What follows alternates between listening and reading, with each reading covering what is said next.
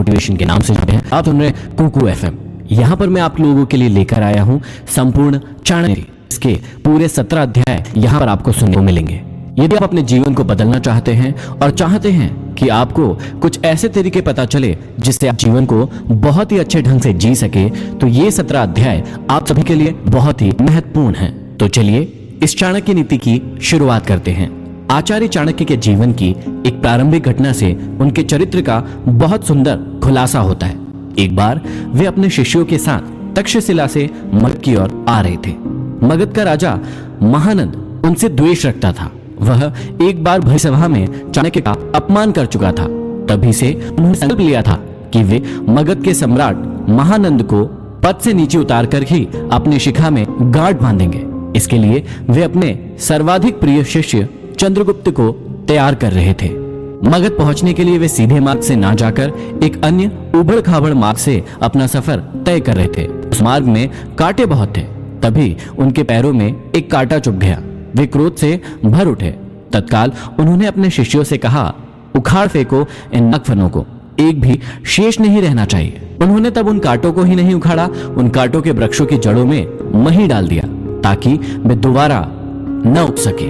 इस प्रकार वे अपने शत्रु का समूल नाश करने पर ही विश्वास करते थे। वे दूसरों के बनाए गए मार्ग पर चलने में कभी भी विश्वास नहीं करते थे। वे अपने द्वारा बनाए गए मार्ग पर ही चलने में विश्वास करते थे।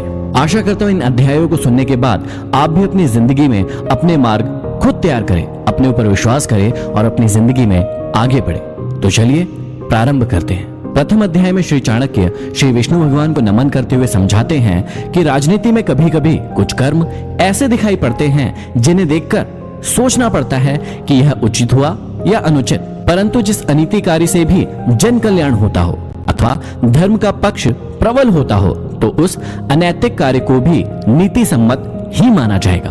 उदाहरण के रूप में महाभारत के युद्ध में युधिष्ठिर द्वारा अश्वत्थामा की मृत्यु का उद्घोष करना यद्यपि नीति विरुद्ध था, पर नीति कुशल योगीराज कृष्ण ने इसे उचित माना था, क्योंकि वे गुरु द्रोणाचार्य के विकट संहार से अपनी सेना को बचाना चाहते थे। आगे चाणक्य समझाते हैं कि मूर्ख छात्रों को पढ़ाने से, दुष्ट स्त्री के पालन पोषण से और दुखियों के साथ संबंध रखने से बुद्धिमान व्यक्ति भी दुखी होता है। इसका मतलब यह नहीं है कि मूर्ख शिष्यों को कभी उचित उपदेश नहीं देना चाहिए। समझाने का तात्पर्य यह है कि पतित आचरण वाली स्त्री की संगति करना तथा दुखी मनुष्यों के साथ समागम करने से विद्वान तथा भले व्यक्ति को दुख ही उठाना पड़ता है। वास्तव में शिक्षा उसी इंसान को दी जानी चाहिए जो सुपात्र हो। जो व्यक्ति बताई गई बातों को ना समझे उसे परामर्श देने से कोई लाभ नहीं है। मूर्ख व्यक्ति को शिक्षा देकर अपना समय ही नष्ट किया जाता है। यदि बात दुखी व्यक्ति के साथ संबंध रखने की है तो दुखी व्यक्ति हर पल अपना ही रोना रोता रहता है। इससे विद्वान व्यक्ति की साधना और एकाग्रता भंग हो जाती है। आगे श्री चाणक्य हमें समझाते हैं कि दुष्ट स्त्री, छल करने वाला मित्र, पलटकर तीखा जवाब देने वाला नौकर तथा जिस घर में सांप रहता हो उस घर में निवास करने वाले गृह स्वामी की मौत में संशय ना करे, वह निश्चित ही मृत्यु को प्राप्त होगा। घर में यदि दुष्ट और दुष्चरित्र वाली पत्नी हो तो उस पति का जीना ना जीना बराबर ही है। वह अपमान और लज्जा के बोझ से एक तो वैसे ही मृत के समान है, ऊपर से उसे सदैव यह भय भी बना रहेगा कि यह स्त्री अपने स्वार्थ के लिए कहीं उसे विष न दे दे। दूसरा, यदि उस गृहस्वामी का मित्र भी दगाबाज हो, धोखा देने वाला हो, तो ऐसा मित्र आस्तीन का सांप होता है। वह कभी भी अपने स्वार्थ के लिए उस गृहस्वामी को ऐसी स्थिति में डाल सकता है जिससे उबरना उसकी सामर्थ्य से बाहर की बात होती है। तीसरा, घर में यदि नौकर बदजुबान हो, बात बात में झगड़ा करने वाला हो, पलटकर तीखा जवाब देने वाला हो, तो समझ लेना चाहिए कि ऐसा नौकर निश्चित रूप से घर के भेद जानता है, और जो घर के भेद जान लेता है वह उसी तरह से घर बार का विनाश कर सकता है जैसे विभीषण ने घर में भेद करके रावण का विनाश करा दिया था। तभी मुहावरा भी बना, घर का भेदी लंका ढाए। विपत्ति के समय कमाने वाले धन की रक्षा करे, धन से स्त्री की रक्षा करे और अपनी रक्षा धन और स्त्री से सदा करे। अर्थात संकट के समय धन की जरूरत सभी को होती है, इसलिए संकट काल के लिए धन बचाकर रखना उत्तम होता है। धन से अपनी पत्नी की रक्षा की जा सकती है। अर्थात यदि परिवार पर कोई संकट आए तो धन का लोभ नहीं रखना चाहिए, परंतु यदि अपने ऊपर कोई संकट आ जाए तो उस समय उस धन व स्त्री दोनों का ही बलिदान कर देना चाहिए। आगे श्री चाणक्य कहते हैं कि आपत्ति से बचने के लिए धन की रक्षा करें, क्योंकि पता नहीं कब आपदा आ जाए और लक्ष्मी तो चंचल है। संचय किया गया धन कभी भी नष्ट हो सकता है। श्री चाणक्य कहते हैं कि जिस देश में सम्मान नहीं, आजीविका के साधन नहीं, बंधु बांधव अर्थात परिवार नहीं और विद्या प्राप्त करने के साधन नहीं, वहां हमें कभी भी नहीं रहना चाहिए। अगले श्लोक में श्री चाणक्य कहते हैं कि जहां धनी, वैदिक ब्राह्मण, राजा, नदी और वैद ये 5 ना हो, वहां एक दिन से भी ज्यादा नहीं रहना चाहिए। भावार्थ यह है कि जिस जगह पर इन 5 का अभाव हो, वहां मनुष्य को एक दिन भी ठहरना उत्तम नहीं होगा। जहां धनी व्यक्ति होंगे वहां व्यापार अच्छा होगा, जहां व्यापार अच्छा होगा तो वहां आजीविका के साधन भी अच्छे होंगे। जहां श्रुतियों अर्थात वेदों के ज्ञाता ब्राह्मण होंगे, वहां मनुष्य जीवन के धार्मिक तथा ज्ञान के क्षेत्र में भी विस्तृत रूप से फैले हुए होंगे। जहां स्वच्छ जल की नदियां होंगी वहां जल का अभाव नहीं रहेगा, और जहां कुशल वैद्य होंगे वहां बीमारी पास में नहीं आ सकती। आगे श्री चाणक्य कहते हैं कि जहां जीविका, भय, लज्जा, चतुराई और त्याग की भावना ये 5 चीज ना हो, वहां के लोगों का साथ कभी ना करें। श्री चाणक्य कहते हैं कि जिस स्थान पर जीवन यापन के साधन ना हो, जहां सदैव भय की परिस्थिति बनी रहती हो, जहां लज्जाशील व्यक्तियों की जगह बेशर्म और खुदगर्ज लोग रहते हो, जहां कला कौशल और हस्तशिल्प का सर्वदा अभाव हो और जहां के लोगों के मन में जरा भी त्याग और परोपकार की भावनाएं ना हो, वहां के लोगों के साथ ना तो रहें और ना ही उनसे कोई व्यवहार रखें। श्री चाणक्य कहते हैं कि नौकरों को बाहर भेजने पर, भाई बंधुओं को संकट के समय तथा दोस्तों को विपरीत परिस्थितियों में और अपने स्त्री को धन के नष्ट हो जाने पर परखना चाहिए, अर्थात उनकी परीक्षा लेनी चाहिए। चाणक्य ने समय समय पर अपने सेवकों, भाई बंधुओं, मित्रों और अपनी स्त्री की परीक्षा लेने की बात कही है। समय आने पर ये लोग आपका किस प्रकार साथ देते हैं या देंगे, इसकी जांच उनके कार्यों से ही होती है। वास्तव में संसार में मनुष्य का संपर्क अपने सेवकों, मित्रों और अपने निकट रहने वाली अपनी पत्नी से होता है। यदि ये लोग छल करने लगे तो जीवन दुभर हो जाता है। इसलिए समय समय पर इनकी जांच करना जरूरी है कि कहीं ये आपको धोखा तो नहीं दे रहे हैं। आगे समझाते हैं कि बीमारी में, विपत्ति काल में, अकाल के समय, दुश्मनों से दुख पाने या आक्रमण होने पर, राज दरबार में और शमशान भूमि में जो साथ रहता है वही सच्चा भाई बंधु अथवा मित्र होता है। श्री चाणक्य समझाते हैं कि जो अपने निश्चित कर्मों तथा वस्तु का त्याग करके अनिश्चित की चिंता करता है, उसका अनिश्चित लक्ष्य तो नष्ट हो ही जाता है, निश्चित भी नष्ट हो जाता है। किसे सही कहा है, आधी को छोड़ सारी को धावे, आधी मिले न पूरी पावे। जो व्यक्ति अपने निश्चित लक्ष्य से भटक जाता है उसका कोई भी लक्ष्य पूरा नहीं हो पाता है। अर्थात भाव यही है कि आदमी को उन्हीं कार्यों में अपने हाथ डालना चाहिए जिन्हें वह पूरा करने की सामर्थ्य रखता हो। आगे श्री चाणक्य कहते हैं कि बुद्धिमान इंसान को अच्छे कुल में जन्म लेने वाली कुरूप कन्या से भी विवाह कर लेना चाहिए, परंतु अचूक वाली नीच कुल की कन्या से विवाह नहीं करना चाहिए, क्योंकि विवाह संबंध समान कुल में ही श्रेष्ठ होता है। लंबे नाखून वाले हिंसक पशुओं, नदियों, बड़े बड़े सिंग वाले पशुओं, शस्त्रधारियों, स्त्रियों और राज परिवारों का कभी भी विश्वास नहीं करना चाहिए। श्री चाणक्य कहते हैं कि पुरुषों की अपेक्षा स्त्रियों का भोजन दुगना, लज्जा चौगनी, साहस 6 गुना और काम 8 गुना अधिक होता है। इन बातों का हमेशा ध्यान रखना चाहिए। ये था भाग 1। अब हम सुनेंगे अगले एपिसोड में भाग 2। आप सुन रहे हैं कुकू एफएम एमडी मोटिवेशन के साथ।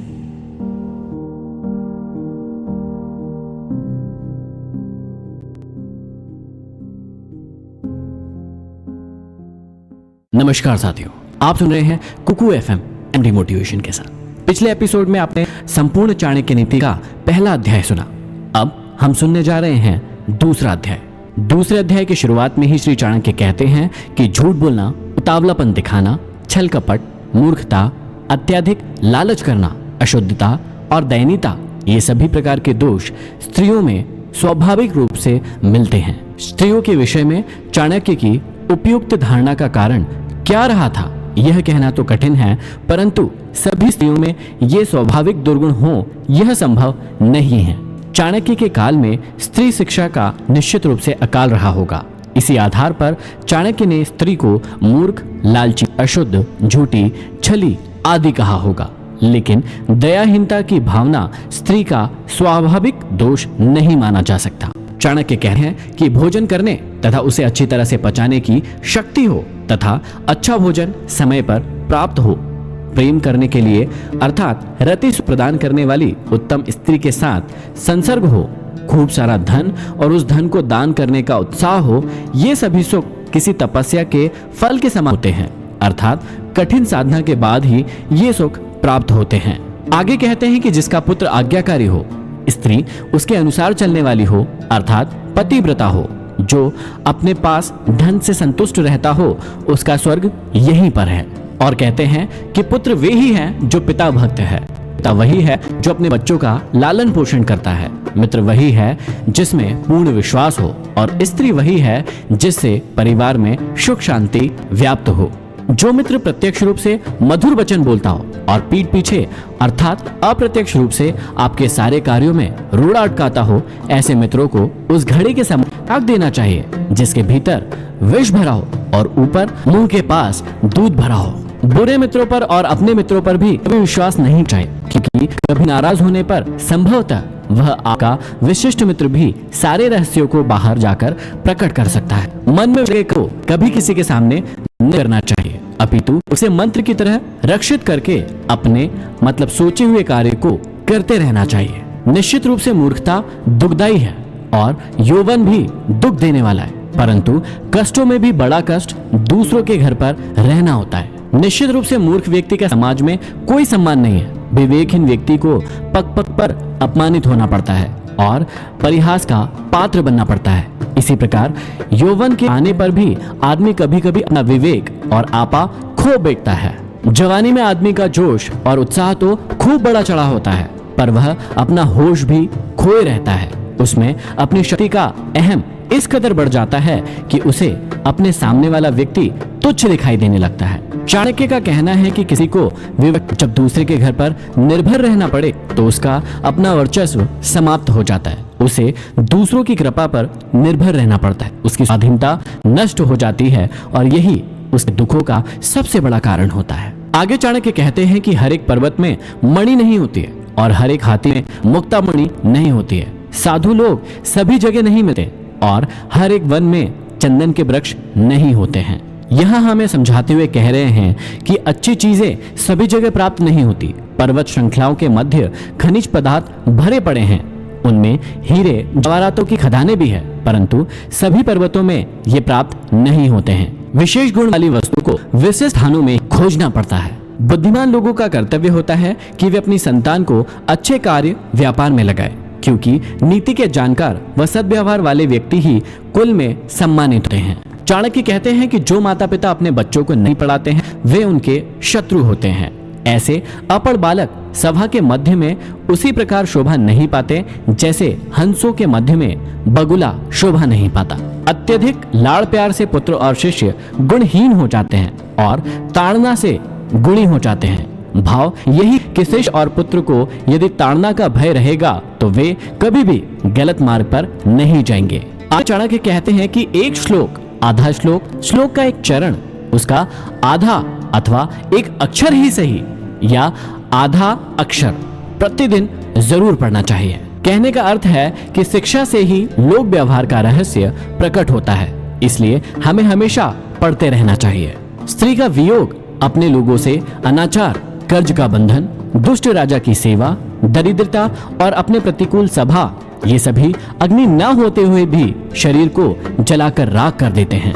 नदी के किनारे खड़े वृक्ष, दूसरों के घर गई स्त्री, मंत्री के बिना राजा शीघ्र ही नष्ट हो जाते हैं, इसमें कोई भी संशय नहीं करना चाहिए। आगे चाणक्य कहते हैं कि ब्राह्मणों का बल विद्या है, राजाओं का बल उनकी सेना है, वैश्यों का बल उनका धन है और शूद्रों का बल छोटा रहना अर्थात सेवा करते रहना है। आपको इन बातों का भी ध्यान रखना चाहिए कि वैश्या निर्धन मनुष्य को, प्रजा पराजित राजा को, पक्षी फल रहित वृक्ष को व अतिथि उस घर को जिसमें वे आमंत्रित किए जाते हैं को भोजन करने के पश्चात छोड़ देते हैं। ब्राह्मण दक्षिणा ग्रहण करके यजमान को, शिक्षक विद्या अध्ययन करने के उपरांत अपने गुरु को और हिरण जले हुए वन को त्याग देते हैं। इस श्लोक में चाणक्य ने कहा है कि किसी प्रयोजन के लिए यदि कोई व्यक्ति किसी के पास जाता है तो उसे कार्य पूरा होते ही वह स्थान छोड़ देना चाहिए।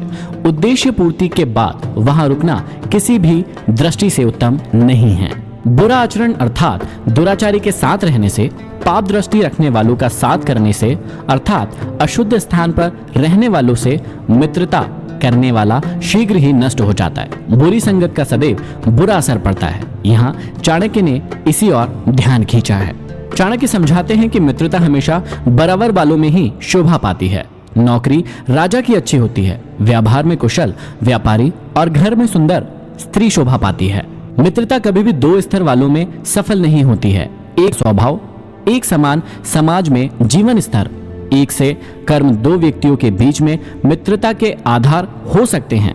नौकरी हमेशा सरकारी अच्छी होती है क्योंकि इसमें स्थायित्व होता है। जो व्यापारी चतुर और व्यवहार कुशल होता है वह इस समाज में सम्मान का पात्र होता है और सुंदर स्त्री घर में ही शोभनीय होती है।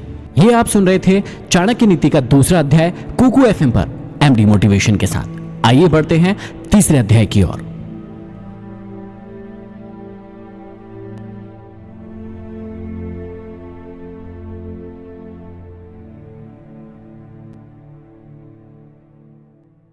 नमस्कार साथियों, आप सुन रहे हैं संपूर्ण चाणक्य नीति कुकू एफएम पर एमडी मोटिवेशन के साथ। ये है अध्याय 3। तीसरे अध्याय की शुरुआत में श्री चाणक्य कहते हैं कि दोष किसके कुल में नहीं है? ऐसा कौन है जिसे दुख ने नहीं सताया? अवगुण किसे नहीं है? सदैव सुखी कौन रहता है? यह संसार दुखों का सागर है। इस संसार में एक भी ऐसा व्यक्ति नहीं है जिसे दुख ना हुआ हो। सभी व्यक्तियों में कुछ न कुछ दुख, रोग एवं अवगुण अथवा कुछ न कुछ बुरी आदतें पाई जाती है। इस संसार में एक भी ऐसा व्यक्ति नहीं है जो सदैव सुखी रहता हो। हर इंसान को किसी न किसी तरह के संकटों का, दुखों का, रोगों का, बुरी आदतों का सामना करना ही पड़ता है। दुख और सुख तो साथ साथ लगे रहते हैं, जैसे दिन और रात। आगे श्री चाणक्य कहते हैं कि मनुष्य का चरित्र उसके खानदान को बताता है। भाषण अर्थात उसकी बोली से उसके देश का पता चलता है। विशेष आदर सत्कार से उसके प्रेम भाव का तथा उसके शरीर से उसके भोजन का पता चलता है। आगे श्री चाणक्य समझाते हैं कि कन्या का विवाह अच्छे कुल में करना चाहिए, पुत्र को विद्या के साथ जोड़ना चाहिए, दुश्मन को विपत्ति में डालना चाहिए और मित्र को अच्छे कार्यों में लगाना चाहिए। श्री चाणक्य समझाते हैं कि अपनी पुत्री का विवाह वर पक्ष के खानदान को अच्छी तरह परख कर ही करना चाहिए। वह अपने पुत्र को अच्छी और उच्च शिक्षा प्रदान करना चाहिए। यदि शत्रु निकट आ जाए तो उसे विपत्ति में डाल दें और अपने प्रिय मित्र को हमेशा अच्छे और महत्वपूर्ण कार्यों में लगा कर रखें। आगे समझाते हैं कि दुर्जन और सर्प के सामने आने पर सर्प का वरण करना उचित है, ना कि दुर्जन का, क्योंकि सर्प तो सिर्फ एक ही बार डसता है, लेकिन दुर्जन व्यक्ति आपको कदम कदम पर बार बार डसता ही रहता है। इसलिए इस बात का हमेशा ध्यान रखें। राजा खानदानी लोगों को ही अपने पास एकत्र करता है, क्योंकि कुलीन अर्थात अच्छे खानदान वाले लोग प्रारंभ में, मध्य में और अंत में राजा को किसी भी दिशा में नहीं त्यागते हैं। चाणक्य समझाते हैं कि मूर्ख व्यक्ति से हमेशा बचना चाहिए। वह प्रत्यक्ष में दो पैरों वाला पशु है। जिस प्रकार बिना आंख वाले अर्थात अंधे व्यक्ति को कांटे भेदते हैं, उसी प्रकार मूर्ख व्यक्ति अपने कटु व अज्ञान से भरे वचनों से हमें भेदता रहता है। रूप और यौवन से संपन्न तथा उच्च कुल में जन्म लेने वाला व्यक्ति भी यदि विद्या से रहित है तो वह बिना सुगंध के फूल की भांति शोभा नहीं पाता है। भाव यही है कि आदमी की शोभा उसके सुंदर रूप, यौवन व उच्च कुल में जन्म लेने से नहीं होता है। उसकी शोभा उसके ज्ञान से होती है। कोयल की शोभा उसके स्वर में है, स्त्रियों की शोभा उनके पतिव्रत धर्म में है, कुरु व्यक्ति की शोभा उनके ज्ञान में होती है और तपस्वियों की शोभा उनके क्षमा में है। यदि किसी एक व्यक्ति को त्यागने से पूरे कुल की रक्षा होती है तो उस एक व्यक्ति को छोड़ देना चाहिए। पूरे गांव की भलाई के लिए कुल को तथा देश की भलाई के लिए एक गांव को और अपने आत्मसम्मान की रक्षा के लिए सारी पृथ्वी को छोड़ देना चाहिए। आगे श्री चाणक्य कहते हैं कि उद्योग धंधा करने पर निर्धनता कभी नहीं रहती है। प्रभु का नाम जपने पर पाप नष्ट हो जाते हैं। चुप रहने अर्थात सहनशीलता रखने पर लड़ाई झगड़े नहीं होते हैं। जो जागता रहता है अर्थात सदैव सजग रहता है, उसे कभी भी किसी भी चीज का भय नहीं सताता है। आगे चाणक्य समझाते हैं कि अति सुंदर होने के कारण सीता का हरण हुआ, अत्यंत अहंकार के कारण रावण का वध हुआ, अत्यधिक दान के कारण राजा बलि बांधा गया। अर्थात सभी के लिए अति ठीक नहीं होती है, इसलिए हमें किसी भी चीज में अति नहीं करना चाहिए। हर चीज की एक सीमा होती है, मर्यादा होती है। सीमा से बाहर जाने पर प्राय नुकसान ही होता है। आगे चाणक्य समझाते हैं कि समर्थ को भार कैसा, व्यवसायी के लिए कोई स्थान दूर क्या, विद्वान के लिए विदेश कैसा और मधुर वचन बोलने वाले के लिए शत्रु कौन। अर्थात जो व्यक्ति समर्थ है उसे कोई भी काम सहज ही लगेगा, उसे कोई भी कार्य भार स्वरूप नहीं लगेगा। व्यवसायी व्यक्ति अपने व्यवसाय के लिए कहीं भी जा सकता है, वह स्थान की दूरी को नहीं देखता, वह अपने लाभ को देखता है। इसी प्रकार विद्वान व्यक्ति के लिए विदेश में भी लाखों मित्र हो सकते हैं, और यदि कोई व्यक्ति मीठा बोलता है, अच्छा वाणी में बोलता है, तो उसके कोई शत्रु नहीं होते हैं। आगे समझाते हैं कि एक ही सुगंधित फूल वाले वृक्ष से जिस प्रकार सारा वन सुगंधित हो जाता है, उसी प्रकार एक सुपुत्र से सारा कुल शोभित हो जाता है। अच्छे गुण सभी जगह प्रशंसनीय होते हैं, उनकी लोक प्रसिद्धि सुगंधित पुष्प की भांति होती है जो सभी जगह फैल जाती है। किसी कुल का एक पुत्र सारे कुल को सम्मानित कर देता है। आगे कहते हैं कि आग से जलते हुए सूखे वृक्ष से सारा वन जल जाता है, जैसे कि एक कुपुत्र से सारे कुल का नाश हो जाता है। कुल का विनाश करने के लिए एक ही कुपुत्र काफी होता है। ठीक उसी प्रकार जैसे एक जलता हुआ वृक्ष पूरे वन को जलाकर खाक कर देता है। आगे श्री चाणक्य कहते हैं कि शोक और दुख देने वाले बहुत से पुत्रों को पैदा करने क्या लाभ है। कुल को आश्रय देने वाला एक ही पुत्र सबसे अच्छा होता है। जैसे महाभारत में धृतराष्ट्र के 100 पुत्र थे, पर सभी ने उन्हें दुख ही पहुंचाया। वे सभी महाभारत युद्ध के कारण बने, जबकि 5 पांडवों ने धर्म के मार्ग पर चलकर विजय प्राप्त की और वंश का नाम सुशोभित किया। आगे समझाते हैं कि पुत्र से 5 वर्ष तक प्यार करना चाहिए, उसके बाद 10 वर्ष तक उसे दंड आदि देते हुए अच्छे कार्यों की ओर लगाना चाहिए। 16वां साल आने पर मित्र जैसा व्यवहार करना चाहिए। संसार में जो कुछ भी भला बुरा है उसका उसे ज्ञान कराना चाहिए। इस प्रकार एक पिता अपने पुत्र के जीवन को भली भांति संवार सकता है और उसे गलत मार्ग पर बढ़ने से रोक सकता है। आगे चाणक्य समझाते हैं कि देश में भयानक उपद्रव होने पर, शत्रु के आक्रमण समय पर, भयानक अकाल के समय दुष्ट का साथ होने पर जो भाग जाते हैं वही जीवित रहता है। मतलब समझने का तात्पर्य यह है कि यदि ऐसी कंडीशन आपकी लाइफ में आती है तो उस कंडीशन में भागना ही सही फैसला होगा। जिनके पास धर्म, अर्थ, काम और मोक्ष इनमें से कुछ नहीं होता है, उसके लिए जन्म लेने का फल केवल मृत्यु ही होता है। आगे चाणक्य समझाते हैं कि जहां मूर्खों का सम्मान नहीं होता, जहां अन्न भंडार सुरक्षित रहता है, जहां पति पत्नी में कभी झगड़े नहीं होते, वहां लक्ष्मी बिन बुलाए ही निवास करती है। भाव यह है कि जिस देश में मूर्खों की जगह विद्वानों का सम्मान होता है, जहां समुचित अन्न भंडार रहता है, जहां परिवार और घर गृहस्थी में प्यार बना रहता है, वहां सुख और समृद्धि बराबर बनी रहती है। यह था चाणक्य नीति का भाग 3। आप सुन रहे हैं कुकू FM MD मोटिवेशन के साथ। चलिए बढ़ते हैं अगले अध्याय की ओर।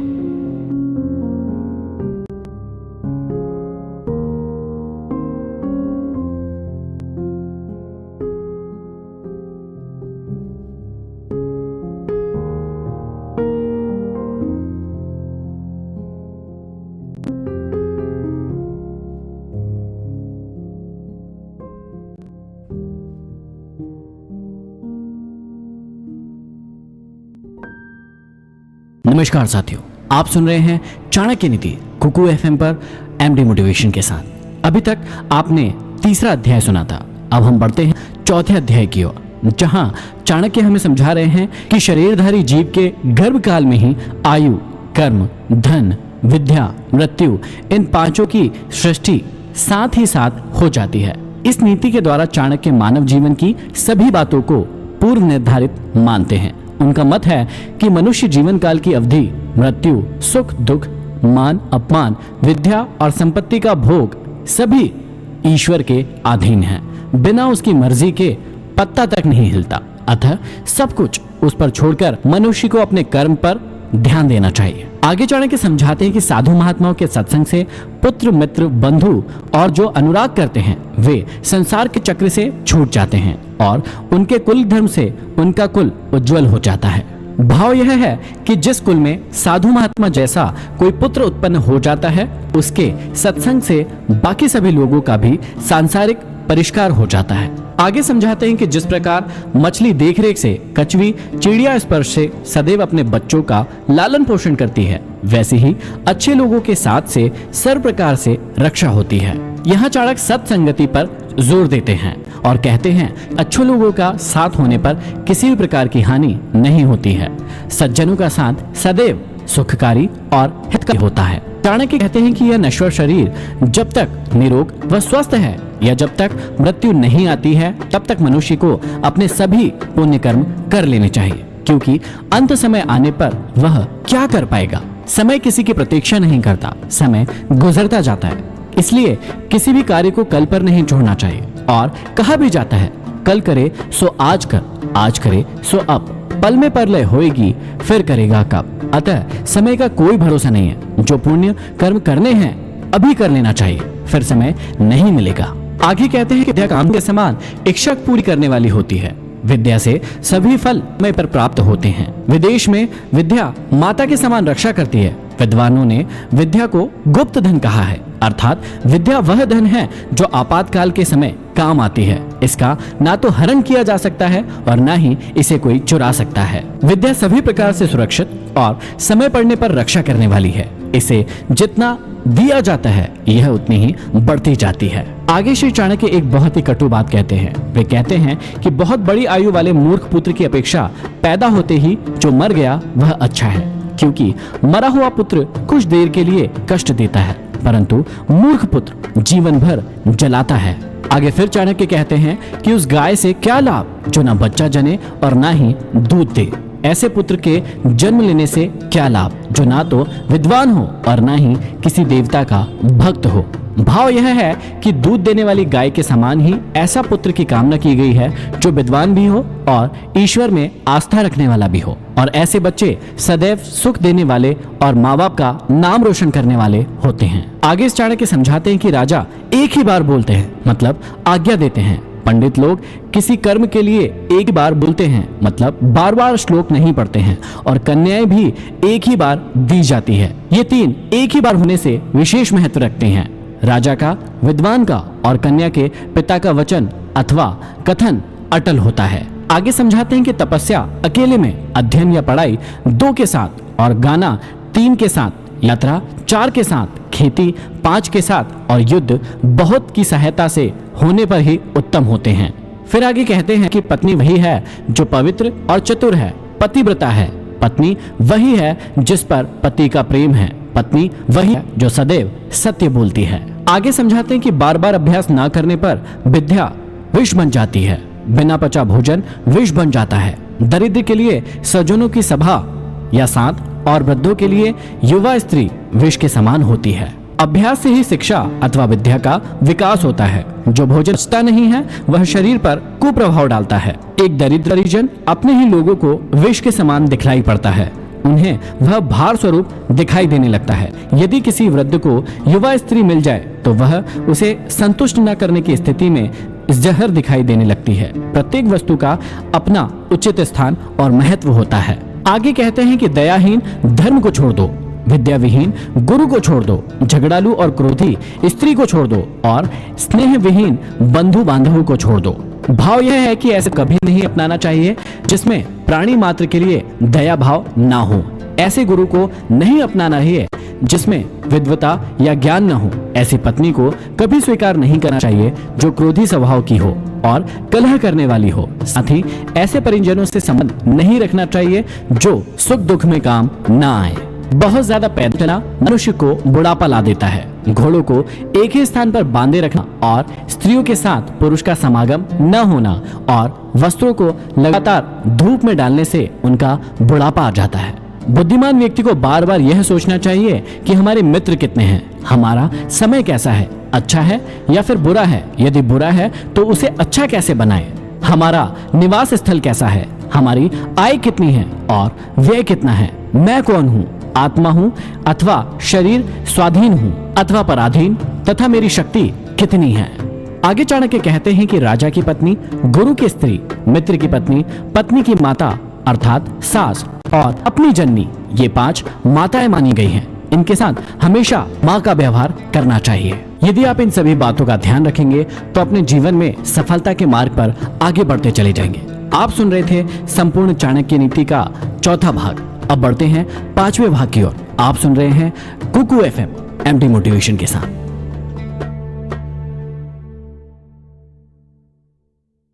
नमस्कार साथियों, आप सुन रहे हैं चाणक्य नीति कुकू एफएम पर एमडी मोटिवेशन के साथ। अब हम शुरू करने जा रहे हैं चाणक्य नीति का 5वां अध्याय।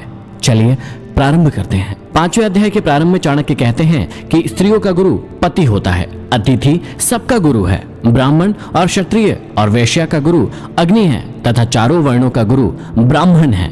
आगे समझाते हैं कि जिस प्रकार घीसने, काटने, आग में तापने, पीटने, इन चारों उपायों से सोने की परख की जाती है, वैसे ही त्याग, शील, गुण और कर्म, इन चारों से मनुष्य की पहचान होती है।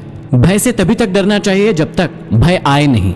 आए हुए भय को देखकर निशंक होकर प्रहार करना चाहिए, अर्थात उस भय की परवाह कभी नहीं करना चाहिए। एक ही माता के पेट से और एक ही नक्षत्र में जन्म लेने वाली संतान समान गुण और शील वाली नहीं होती है, जैसे बेर के कांटे।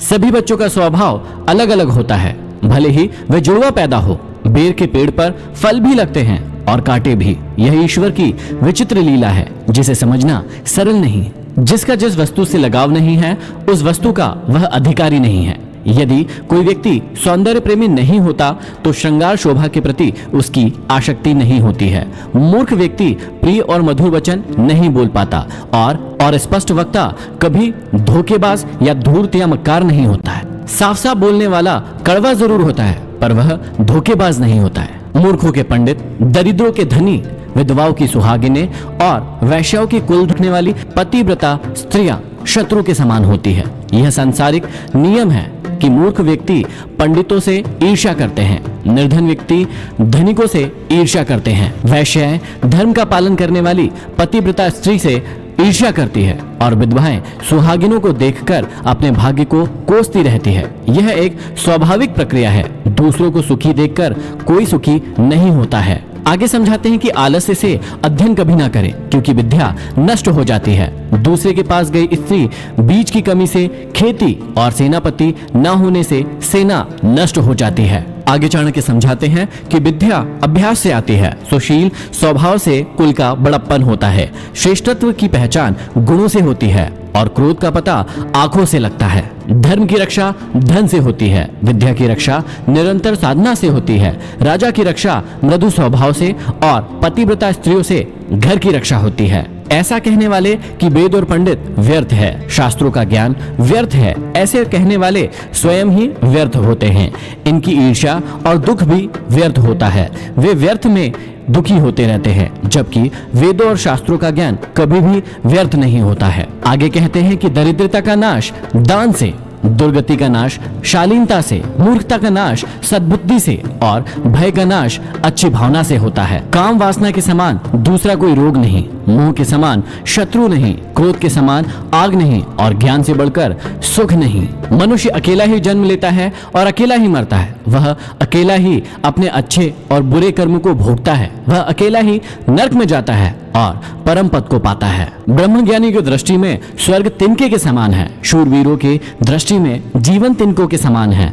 इंद्रजीत के लिए स्त्री तिनके के समान है और जिसे किसी भी वस्तु की कामना नहीं है, उसकी दृष्टि में यह सारा संसार तिनके के समान है। उसे सारा संसार क्षणभंगुर दिखाई देता है, वह तत्वज्ञानी हो जाता है। विदेश में विद्या ही मित्र होती है, घर में पत्नी ही मित्र होती है। रोगियों के लिए औषधि मित्र है और मरते हुए व्यक्ति का मित्र धर्म होता है, अर्थात उसके सत्कर्म होते हैं। इसलिए विद्या, पतिव्रता, विदुषी स्त्री, रोग के समय उचित औषधि और मृत्यु काल निकट आने पर व्यक्ति के सत्कर्म ही उसका साथ देते हैं। इसी प्रकार आगे समझाते हैं कि समुद्र में बरसात का होना व्यर्थ है, तृप्त व्यक्ति को भोजन कराना व्यर्थ है, धनिक को दान देना व्यर्थ है और दिन में दीपक जलाना व्यर्थ है। चाणक्य कहते हैं कि बादल के जल के समान कोई दूसरा जल नहीं होता, आत्मबल के समान कोई दूसरा बल नहीं होता, अपनी आंखों के समान कोई दूसरा प्रकाश नहीं है और अन्य के समान दूसरा प्रिय पदार्थ नहीं होता। निर्धन लोग धन चाहते हैं, पशु वाणी चाहते हैं, मनुष्य स्वर्ग की इच्छा करता है और देवगण मोक्ष चाहते हैं। संसार में सभी प्राणी किसी न किसी अभाव से ग्रस्त रहते हैं। इस अभाव को मिटाने के लिए वे प्रयत्न करते रहते हैं। प्रायः जिस प्राणी के पास जिस वस्तु का अभाव होता है वह उसी को पाना चाहता है। सत्य पर पृथ्वी टिकी है, सत्य से सूर्य तपता है, सत्य से वायु बहती है। संसार के सभी पदार्थ सत्य में ही निहित होते हैं। यहाँ सत्य की महत्ता का प्रतिपादन करते हुए आचार्य चाणक्य कहते हैं कि यह समस्त पृथ्वी, हवा की गति, सूर्य की तपिश और संपूर्ण ब्रह्मांड सत्य में ही समाया हुआ है। सत्य के द्वारा ही सारा ब्रह्मांड चलाया जाता है और कहा भी जाता है सत्यम शिवम सुंदरम, अर्थात सत्य ही सबसे बड़ा धर्म है, सत्य से बढ़कर कुछ भी नहीं है। लक्ष्मी अनित्य और अस्थिर है, प्राण भी अनित्य है और जीवन भी अनित्य है। इस चलते फिरते संसार में केवल धर्म ही स्थिर है। पुरुषों में नाई धूर्त होता है, पक्षियों में कौवा, पशुओं में गीधड़ और स्त्रियों में मालिन धूर्त होती है। ये चारों सदैव दूसरों के कार्य को बिगाड़ने वाले होते हैं। मनुष्य को जन्म देने वाला, यज्ञोपवीत संस्कार कराने वाला पुरोहित, विद्या देने वाला आचार्य, अन्न देने वाला, भय से मुक्ति दिलाने वाला अथवा रक्षा करने वाला, ये 5 पिता कहे गए हैं। अतः समाज में इन्हें पिता अर्थात पालन करने वाला उच्च स्थान दिया गया है। यहाँ पर समाप्त होता है 5वां अध्याय। अब हम बढ़ेंगे 6वें अध्याय की ओर। आप सुन रहे हैं कुकू एफएम एमडी मोटिवेशन के साथ।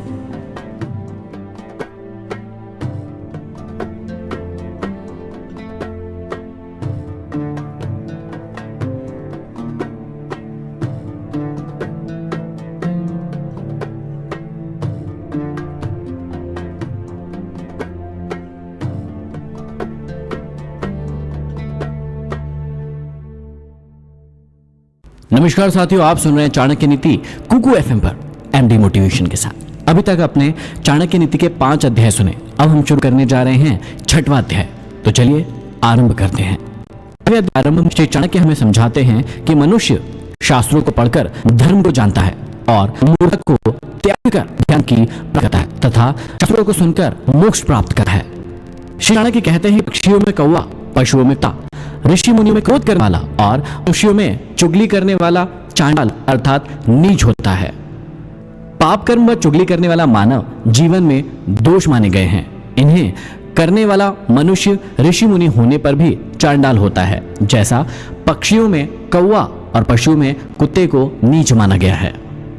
आगे समझाते हैं कि कांसे का पात्र राग द्वारा मांजने से शुद्ध होता है, तांबे का पात्र खटाई से रगड़ने से शुद्ध होता है, स्त्री रसवरा होने से पवित्र होती है और नदी तीव्र गति से बहने से निर्मल होती है। प्रजा की रक्षा के लिए भ्रमण करने वाला राजा सम्मानित होता है, भ्रमण करने वाला योगी और ब्राह्मण सम्मानित होता है, किंतु इधर उधर घूमने वाली स्त्री भ्रष्ट होकर नष्ट हो जाती है। जिसके पास धन होता है उसके अनेक मित्र होते हैं, उसी के अनेक बंधु बांधव भी होते हैं, वही पुरुष कहलाता है और वही पंडित कहलाता है। धन का महत्व इतना बड़ा है कि जिसके पास यह होता है वह उसे ही महापुरुष, पंडित मतलब विद्वान और सबका हितैषी मानने लगते हैं। आगे समझाते हैं कि जैसी काबिलियत होती है वैसी ही बुद्धि हो जाती है, उद्योग धंधे भी वैसे ही हो जाते हैं और सहायक भी वैसे ही मिल जाते हैं। काल अर्थात समय या मृत्यु ही पंचभूतों पृथ्वी, जल, वायु, अग्नि और आकाश को पचाता है और सब प्राणियों का संहार भी काल ही करता है। काल की सीमा को निश्चय ही कोई भी लांघ नहीं सकता, काल की गति को कोई रोक नहीं सकता। समय चक्र में आकर सभी को एक न एक दिन नष्ट होना ही पड़ता है। आगे समझाते हैं कि जन्म से अंधे व्यक्ति को कुछ दिखाई नहीं देता, में आशक्त व्यक्ति को बुरा को सुझाई नहीं देता, मत से मतवाला बना व्यक्ति या प्राणी कुछ सोच नहीं पाता और अपनी जरूरत को सिद्ध करने वाला दोष नहीं देखा करता। धन और शक्ति के अहंकार से भरा व्यक्ति अपना विवेक खो बैठता है, उसे केवल अपना स्वार्थ ही सर्वोपरि दिखाई देता है। उसकी दशा उस अंधे के समान होती है जो जैसे अंधा होता है। जीव स्वयं ही नाना प्रकार के अच्छे बुरे कर्म करता है, उसका फल भी स्वयं ही भोगता है। वह संसार की मोहमाया में फंसता है और स्वयं ही इसे त्यागता भी है। आगे समझाता है कि राजा अपनी प्रजा के द्वारा किए गए पाप को, पुरोहित राजा के पाप को, पति अपनी पत्नी के द्वारा किए गए पाप को और गुरु अपने शिष्य के पाप को भोगता है। राजा का कर्तव्य है कि वह अपनी प्रजा को पाप कर्म की ओर न बढ़ने दे। पुरोहित अथवा मंत्री का कर्तव्य है कि वह राजा को पाप की ओर प्रवृत्त न होने दे, और इसी प्रकार पति का कर्तव्य है कि वह अपनी पत्नी को गलत राह पर न जाने दे, तथा गुरु का कर्तव्य है कि वह अपने शिष्य को पाप कर्म न करने दे। यदि वे ऐसा नहीं करते हैं तो राजा को प्रजा, पुरोहित को राजा, पति को पत्नी का और गुरु को अपने शिष्य का पाप स्वयं ही भुगतना पड़ता है। आगे कहते हैं कि जो पिता अपनी संतान पर अपना कर्ज छोड़कर जाता है वह शत्रु के समान है। जो माता पतन के मार्ग पर चल रही है वह संतान के लिए शत्रु है। जो स्त्री सुंदर है उसकी रक्षा में पति को बहुत कठिनाई झेलनी पड़ती है, क्योंकि सभी की दृष्टि उस पर रहती है, और यदि संतान मूर्ख हो तो वह माता पिता के लिए शत्रु से कम नहीं होता है। आगे समझाते हैं कि लोभी व्यक्ति धन का लालची होता है। अहंकारी व्यक्ति अपने अहंकार की संतुष्टि चाहता है, उसे नम्रता से वश में करना चाहिए। मूर्ख व्यक्ति की इच्छा अनुसार कार्य करके उसे बहला फुसलाकर वश में करना चाहिए, और विद्वान व्यक्ति के सम्मुख कभी झूठ नहीं बोलना चाहिए, उसे सच्चाई से ही वश में करना चाहिए। बिना राज्य के रहना उत्तम है, परंतु दुष्ट राजा के राज्य में रहना अच्छी बात नहीं है। बिना मित्र के रहना अच्छा है, किंतु दुष्ट मित्र के साथ रहना उचित नहीं है। बिना शिष्य के रहना ठीक है, परंतु नीच शिष्य को ग्रहण करना ठीक नहीं है। बिना स्त्री के रहना उचित है, किंतु दुष्ट और उल्टा स्त्री के साथ रहना उचित नहीं है। आगे चाणक्य समझाते हैं कि शेर और बगुले से 1-1, गधे से 3, मुर्गों से 4, कौवे से 5 और कुत्तों से 6 गुण हमेशा किसी भी मनुष्य को सीखने चाहिए। इन्हें समझाते हुए कहते हैं कि काम छोटा हो या बड़ा, उसे एक बार हाथ में लेने के बाद कभी नहीं छोड़ना चाहिए। उसे पूरी लगन और सामर्थ्य के साथ करना चाहिए। जैसे शेर पकड़े हुए शिकार को कदापि नहीं छोड़ता, शेर का यह गुण में अवश्य लेना चाहिए।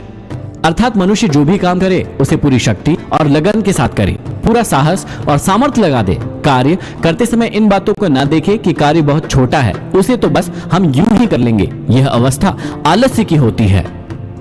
शेर को जब हमला चाहे हाथी पर करना हो या फिर किसी हिरण पर करना हो, वह एक से आक्रामक मुद्रा बनाकर एक से साहस और वीरता के साथ हमला करता है। आगे कहते हैं कि सफल व्यक्ति वही है जो बगलू समान अपनी संपूर्ण इंद्रियों को संयम में रखकर अपना शिकार करता है। उसी के अनुसार देश, काल और अपनी सामर्थ्य को अच्छी प्रकार से समझकर अपने सभी कार्यों को करना चाहिए। हमें बगुले से यह एक गुण ग्रहण करना चाहिए, अर्थात एकाग्रता के साथ अपना कार्य करे तो सफलता अवश्य प्राप्त होगी। अर्थात कार्य को करते वक्त अपना सारा ध्यान उसी कार्य की ओर लगाना चाहिए, तभी सफलता मिलेगी। बगुला वही ध्यान लगाकर बैठता है जहां मछली मिलने की आशा है, अन्यथा उड़कर दूसरी जगह चला जाता है। आगे समझाते कि अत्यंत थक जाने के बाद भी बोझ को ढोना, ठंडे गर्म का विचार ना करना, सदा संतोष पूर्वक विचरण करना, ये 3 बातें हमें गधे से हमेशा सीखनी चाहिए। बुद्धिमान व्यक्ति को कभी भी अपने कर्तव्यों से विमुख नहीं होना चाहिए। उसे अपने कार्य को बोझ नहीं समझना चाहिए, ऋतुओं के प्रभाव को भी अनदेखा कर देना चाहिए और संतोष के साथ अपने कार्यों को करते रहना चाहिए। ये 3 गुण गधे में पाए जाते हैं जो हमें अपनी जिंदगी में सीखना चाहिए। आगे समझाते हैं कि ब्रह्म मुहूर्त में जागना, रण में पीछे ना हटना, बंधुओं में किसी वस्तु का बराबर भाग करना और स्वयं चढ़ाई करके किसी से अपने भक्ष को छीन लेना, ये चारों बातें हमें मुर्गे से सीखनी चाहिए। वह सुबह उठकर बांग देता है, दूसरे मुर्गों से लड़ते हुए कभी पीछे नहीं हटता। वह अपने खाद्य पदार्थों को अपने चूजों में साथ बांटकर खाता है और अपनी मुर्गी को समागम में संतुष्ट रखता है। आगे चाणक्य कौवे के 5 गुण समझाते हैं। कहते हैं कि संभोग हमेशा गुप्त में करना चाहिए, छिपकर चलना चाहिए, समय समय पर सभी इच्छाएं वस्तु का संग्रह करना चाहिए, सभी कार्यों में सावधानी रखनी चाहिए और किसी पर जल्दी विश्वास नहीं करना चाहिए। ये 5 बातें कौवे से हमें जरूर सीखनी चाहिए। अब बताते हैं कुत्ते के 6 गुण। बहुत भोजन करने की शक्ति रखने पर भी थोड़े भोजन में ही संतुष्ट हो जाए, अच्छी नींद सोए, परंतु जरा से खटके पर ही जाग जाए, अपने रक्षक से प्रेम करे और शूरता दिखाए। इन 6 गुणों को हमें कुत्तों से सीखना चाहिए। यदि आप इन सभी गुणों को अपनी जिंदगी में उतारे तो आपको सफलता अवश्य मिलेगी। यह था भाग 6। अब हम बढ़ते हैं भाग 7 की ओर। आप सुन रहे हैं कुकू FM MD मोटिवेशन के साथ।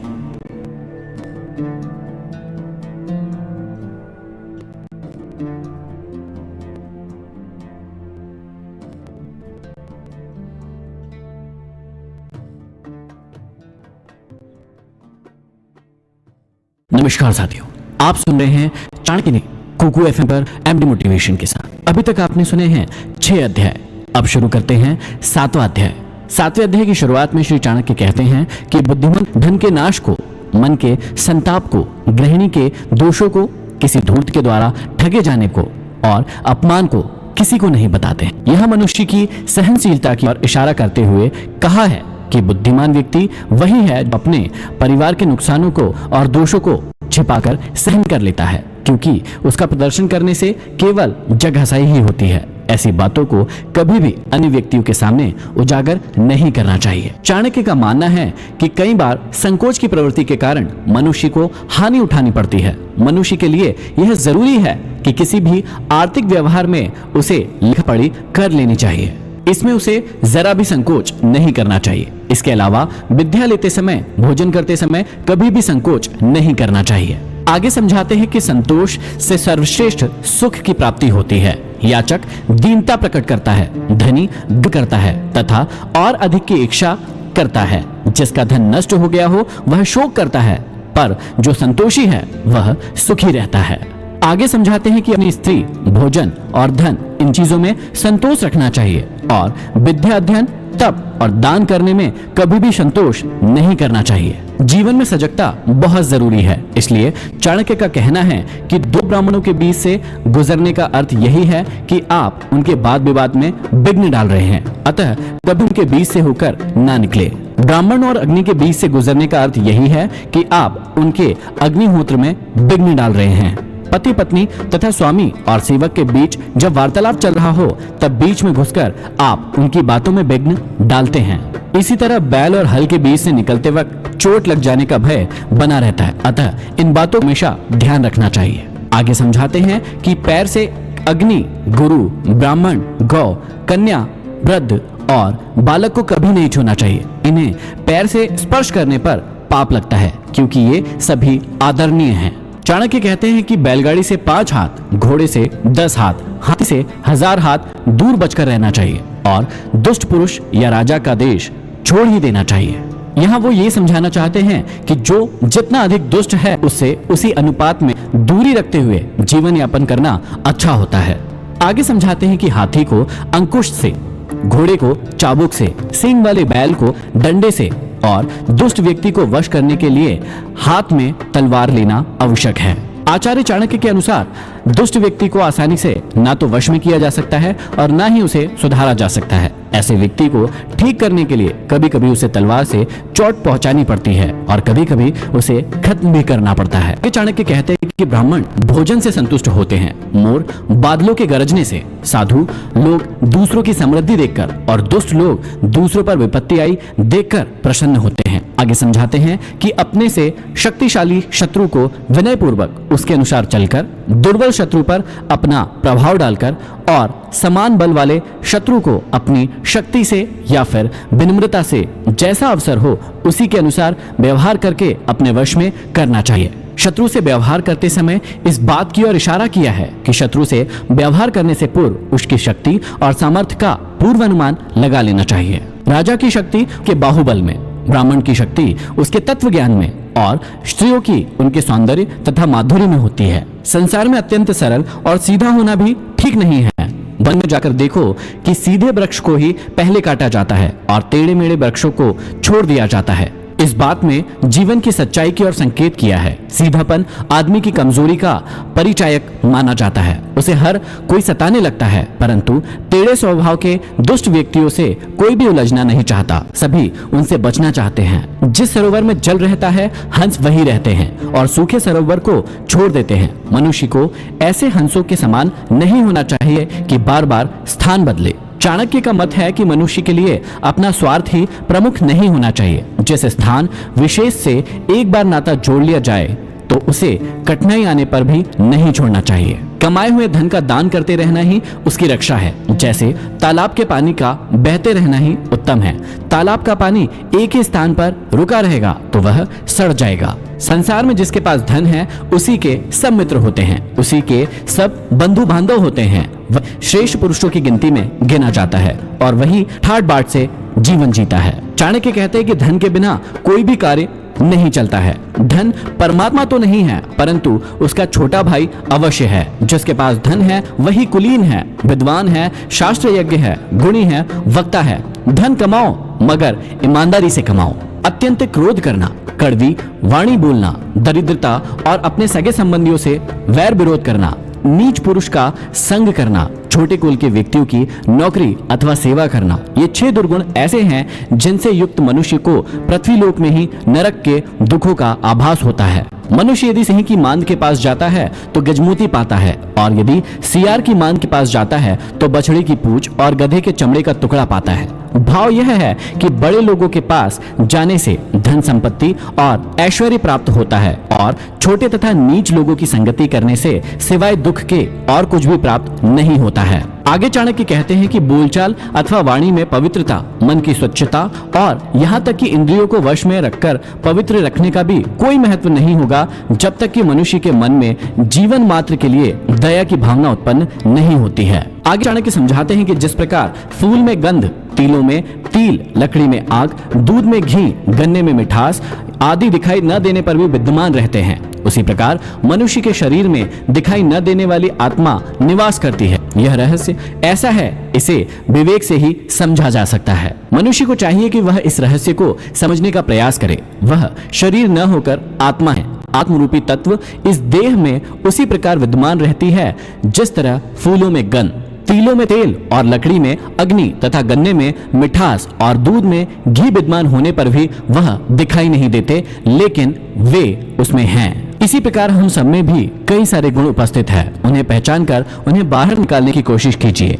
यह था अध्याय 7। अब हम बढ़ते हैं अध्याय 8 की ओर। आप सुन रहे हैं कुकू FM MD मोटिवेशन के साथ।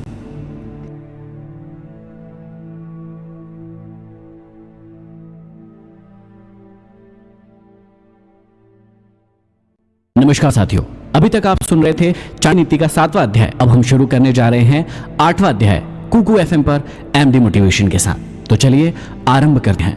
8वें अध्याय की शुरुआत में श्री चाणक्य कहते हैं कि निकृष्ट लोग सिर्फ धन की कामना करते हैं, मध्यम लोग धन और यश दोनों की चाहत रखते हैं, और उत्तम लोग केवल यश की चाहत रखते हैं। ये मान सम्मान सभी प्रकार के धनों से श्रेष्ठ है। जिस जीवन में मनुष्य को मान सम्मान नहीं मिलता है, वह जीवन धन से भरपूर होने पर ही व्यर्थ है। धन नष्ट हो जाता है, परंतु आदमी का यश उसके मरने के बाद भी अमर रहता है। आगे समझाते हैं कि दीपक का प्रकाश अंधकार को खा जाता है, प्रकाश को पैदा करता है। उसी तरह मनुष्य सदैव जैसा अन्न खाता है वैसी ही उसकी संतान होती है। यदि मनुष्य गलत तरीकों से कमाए गए धन का अन्न खाता है तो उसकी संतान भी उसी तरह के गलत कर्मों में लग जाएगी, और यदि आदमी ईमानदारी से कमाए गए अन्न को खाता है तो उसकी संतान भी ईमानदार होगी। इसलिए परिश्रम और ईमानदारी से प्राप्त अन्न खाना ही श्रेष्ठ होता है। आगे समझाते हैं कि हे बुद्धिमान पुरुष, धन गुणवानों को ही दे, अन्य को नहीं। देखो, समुद्र का जल मेघों के मुंह में जाकर सदैव मीठा हो जाता है, और पृथ्वी के चर अचर जीवों को जीवन दान देकर भी कई करोड़ गुना होकर फिर से समुद्र में चला जाता है। दान की महिमा अपरंपार है, परंतु दान उसी को देना चाहिए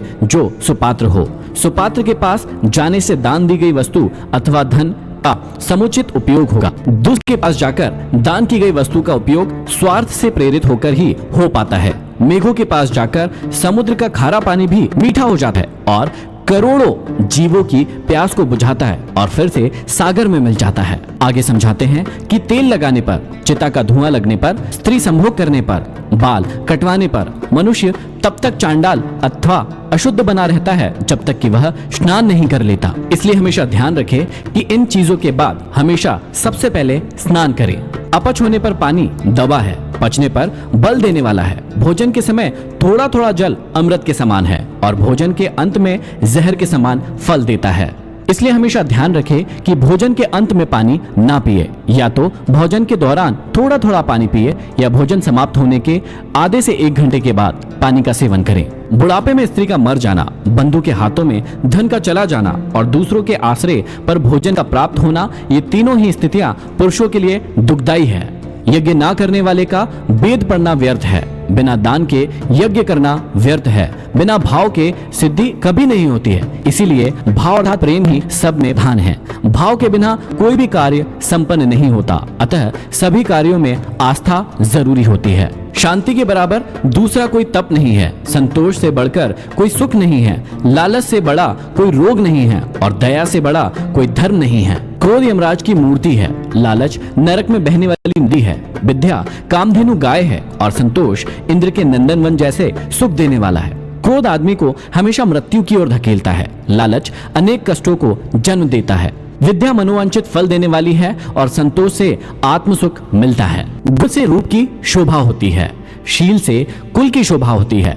सिद्धि से विद्या की शोभा होती है और भोग से धन की शोभा होती है। यहाँ भोग से आशय यह है कि धन का उपयोग जब तक सकर्मों के लिए नहीं किया जाता तब तक धन की शोभा नहीं की जा सकती। आगे चाणक्य कहते हैं कि गुणहीन व्यक्ति की सुंदरता व्यर्थ है। दुष्ट स्वभाव वाले व्यक्ति का कुल नष्ट होने योग्य है। यदि लक्ष्य की सिद्धि ना हो तो विद्या व्यर्थ है और जिस धन का सदुपयोग ना हो वह धन व्यर्थ है। आगे श्री चाणक्य कहते हैं कि भूमि के भीतर प्रविष्ट हुआ जल ही पवित्र होता है। वर्षा का अधिकांश जल तो बहकर नाले नदियों द्वारा समुद्र में चला जाता है। जो जल बचा हुआ है वह कुओं, नदियों और तालाबों में भूमि के स्रोत से आता रहता है।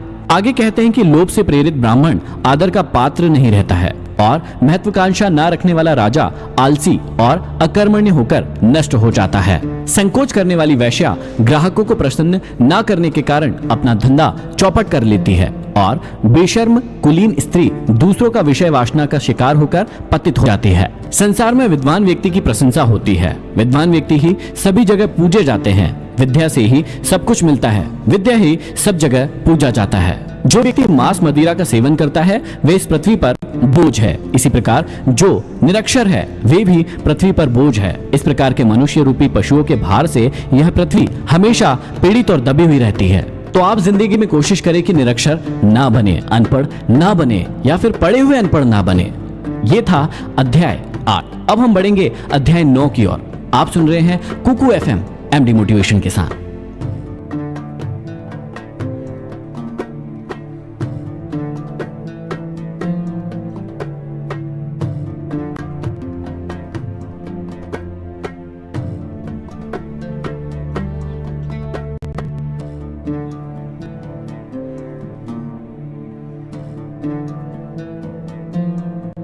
नमस्कार साथियों, अभी तक आप सुन रहे थे चाणक्य नीति का 8वां अध्याय। अब हम बढ़ते हैं 9वें अध्याय की ओर। आप रहे हैं कुकू FM MD मोटिवेशन के साथ। तो चलिए आरंभ करते हैं। 9वें अध्याय के आरंभ में श्री चाणक्य कहते हैं कि यदि मुक्ति चाहते हो तो समस्त विषय वासनाओं को विष के समान छोड़ दो। क्षमाशीलता, नम्रता, दया, पवित्रता और सत्यता को अमृत की भांति पियो, अर्थात अपनी जिंदगी में उसे अपनाओ। आगे समझाते हैं कि जो व्यक्ति परस्पर की गई गुप्त बातों को दूसरों से कह देते हैं वे ही दीमक के घर में रहने वाले सांप की भांति नष्ट हो जाते हैं। इसलिए मित्रों के गुप्त रहस्यों को कभी भी प्रकट ना करें, इससे केवल शत्रुता ही पैदा होती है। आगे श्री चाणक्य कहते हैं कि ब्रह्मा जी को शायद कोई बताने वाला नहीं मिला, जो कि उन्होंने सोने में सुगंध, ईख में फल, चंदन में फूल, विद्वानों को धनी और राजा को। चाणक्य नीति का 8वां अध्याय। अब हम बढ़ते हैं 9वें अध्याय की ओर। आप सुन रहे हैं कुकू FM MD मोटिवेशन के साथ। तो चलिए आरंभ करते हैं। 9वें अध्याय के आरंभ में श्री चाणक्य कहते हैं कि मुक्ति चाहते हो तो समस्त विषय वासनाओं को विष के समान छोड़ दो। क्षमाशीलता, नम्रता, दया, पवित्रता और सत्यता को अमृत की भांति पियो, अर्थात अपनी जिंदगी में उसे अपनाओ। आगे समझाते हैं कि जो व्यक्ति परस्पर की गई गुप्त बातों को दूसरों से कह देते हैं वे ही दीमक के घर में रहने वाले सांप की भांति नष्ट हो जाते हैं। इसलिए मित्रों के गुप्त रहस्यों को कभी भी प्रकट ना करें, इससे केवल शत्रुता ही पैदा होती है। आगे श्री चाणक्य कहते हैं कि ब्रह्मा जी को शायद कोई बताने वाला नहीं मिला, जो कि उन्होंने सोने में सुगंध, ईख में फल, चंदन में फूल, विद्वानों को धनी और राजा को चिरंजीवी नहीं बनाया। समझाने का तात्पर्य यह है कि सृष्टिकर्ता ने ये कैसी विडंबना की है कि उन्होंने सोने में सुगंध नहीं डाली, गन्ने पर फल नहीं लगाया, चंदन के वृक्ष पर फूल नहीं उगाया और विद्वान को धनवान नहीं बनाया, और इस बात राजा को, जो कि सबका प्रजापालक है, उसे दीर्घजीवी नहीं बनाया है। चाणक्य कहते हैं कि अमृत से जीवन को अमरता प्राप्त होती है, भोजन से शरीर को पुष्टि मिलती है, तृप्ति प्राप्त होती है और आंखों के बिना सारा संसार ही अंधकार में डूब जाता है और दिमाग के बिना तो चिंतन ही असंभव है। चाणक्य कहते हैं कि न तो आकाश में कोई दूत गया न इस संबंध में किसी से कोई बात हुई, न पहले किसी ने इस बनाया और न ही इसका प्रकरण सामने आया। तब भी आकाश में भ्रमण करने वाले चंद्र और सूर्य में ग्रहण के बारे में जो ब्रह्मांड पहले से ही लेता है, वह विद्वान क्यों नहीं है? अर्थात वास्तव में वह विद्वान है जिसकी गणना से ग्रहों की चाल का सही पता लगाया जा रहा है। आगे चाणक्य ने बहुत ही अच्छी बात समझाई है कि विद्यार्थी, नौकर, पथिक, भूख से व्याकुल व्यक्ति, भय से त्रस्त भंडारी और द्वारपाल, इन सातों को यदि आप कभी सोता हुए देख ले तो तत्काल जगा दे, क्योंकि अपने समस्त कार्यों और कर्तव्यों का पालन ये जागकर ही या फिर सचेत रहकर ही करते हैं। अर्थात विद्यार्थी यदि सोएगा तो पढ़ेगा कैसे? नौकर यदि सोएगा तो डाका पड़ सकता है, मुसाफिर यदि सोएगा तो उसे कोई लूट सकता है, भंडार घर का स्वामी और द्वारपाल यदि सोते रहेंगे तो चोरी करने का अवसर मिल सकता है। अतः इन्हें सदैव सावधान रहना चाहिए। इसके बाद चाणक्य कहते हैं कि सांप, राजा, शेर, ततैया और बालक और दूसरे का कुत्ता तथा मूर्ख व्यक्ति, इन सातों को सोने से कभी नहीं जगाना चाहिए। इन्हें जगाने से हानि ही हो सकती है। आगे कहते हैं कि जो ब्राह्मण केवल धन के लिए अपनी विद्या को बेचते हैं, ऐसे ब्राह्मणों की विद्या उस सर्प की भांति होते हैं जिसके मुख में विष की थैली ही नहीं है। अर्थात वे किसी को ना तो श्राप दे सकते हैं और ना ही वरदान। आगे समझाते हैं कि जिसके नारने का डर नहीं है और प्रसन्न होने से कोई लाभ नहीं है, जिसके दंड देने या दया करने का सामर्थ्य ही नहीं है, वह नाराज होकर भी क्या कर सकता है? भयभीत उसी से हुआ जा सकता है जो कुछ दंड देने की सामर्थ्य हो। जिसमें ऐसी सामर्थ्य नहीं है, उस व्यक्ति से डर कैसा? अपना हानि या लाभ देखकर ही कोई किसी से प्रभावित होता है। विषहीन सर्प को अपनी फन को फैलाकर फुफकार करनी चाहिए। विष के ना होने पर भी फुफकार से उसे डराना अवश्य चाहिए। यदि विषहीन सर्प ऐसा नहीं करेगा तो वह अपना बचाव नहीं कर पाएगा, लोग उसे पत्थर मारेंगे। तात्पर्य यह है कि राजा के पास शक्ति चाहे थोड़ी हो, पर उसे अपनी शक्ति का दिखावा करके शत्रु को भयभीत अवश्य करते रहना चाहिए। आगे श्री चाणक्य कहते हैं कि जुआरियों की कथा को महाभारत की कथा से जोड़कर दिखाया है कि राजनीतिकारों को जुए की लत से कितना भारी नुकसान उठाना पड़ता है। स्त्री प्रसंग की कथा को रामायण से जोड़कर बताया गया है कि पर स्त्री हरण से कितना बड़ा विनाश होने की संभावना है। और चोर की कथा को श्रीमद् भागवत से जोड़कर भगवान श्री कृष्ण की 16,000 रानियों के रहते हुए भी इंद्रिय निग्रह की भावना का प्रतिपादन किया गया है। भाव यह है कि बुद्धिमान व्यक्ति वही है जो पर स्त्री गमन से दूर रहे और सदैव अपनी इंद्रियों को संयम में रखने का प्रयत्न करता है। आगे समझाते हैं कि अपने हाथों से गुथी माला, अपने हाथों से घिसा चंदन और अपने हाथों से ही लिखा स्तोत्र, इन सब को अपने ही कार्यों में लगाने से देवताओं के राजा इंद्र की श्री लक्ष्मी भी नष्ट हो जाती है। आगे समझाते हैं कि दरिद्रता के समय धैर्य रखना है, मैले कपड़ों को साफ रखना उत्तम है, घटिया अन्न का बना गर्म भोजन भी अच्छा लगता है और कुरूप व्यक्ति के लिए अच्छे स्वभाव का होना श्रेष्ठ है। भाव यह है कि दरिद्रता में यदि धैर्य रखा जाए तो दुख नहीं होता। गरीब व्यक्ति धैर्यपूर्वक अपना समय गुजार लेता है। फटे पुराने मैले कपड़ों को यदि साफ सुथरा करके और उनको अच्छी प्रकार से सीकर पहना जाए तो वे भी अच्छे लगते हैं। ज्वार, बाजरा, जौ, मक्का, इनके जैसे अन्य की भी रोटी यदि गर्म करके बनाई जाए और खाई जाए तो वो स्वादिष्ट लगती है। और अच्छे शील स्वभाव का व्यक्ति यदि कुरूप भी हो तो वो भी अच्छा लगता है। यहाँ पर समाप्ति होती है 9वें अध्याय की। अब हम बढ़ते हैं 10वें अध्याय की ओर। आप सुन रहे हैं कुकू FM एमडी मोटिवेशन के साथ।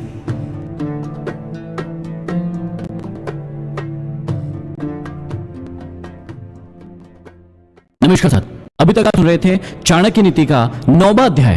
अब हम बढ़ रहे हैं 10वें अध्याय की ओर। आप सुन रहे हैं कुकू FM एमडी मोटिवेशन के साथ। तो चलिए आरंभ करते हैं। निर्धन व्यक्ति हीन अर्थात छोटा नहीं है, धनवान वही है जो अपने निश्चय पर दृढ़ है, परंतु विद्या रूपी रत्न से जो हीन है वह सभी चीजों से हीन है। चाणक्य कहते हैं कि किसी भी कार्य को संपन्न करने के लिए विद्या बहुत जरूरी है, उसी के द्वारा वह धन प्राप्त होता है।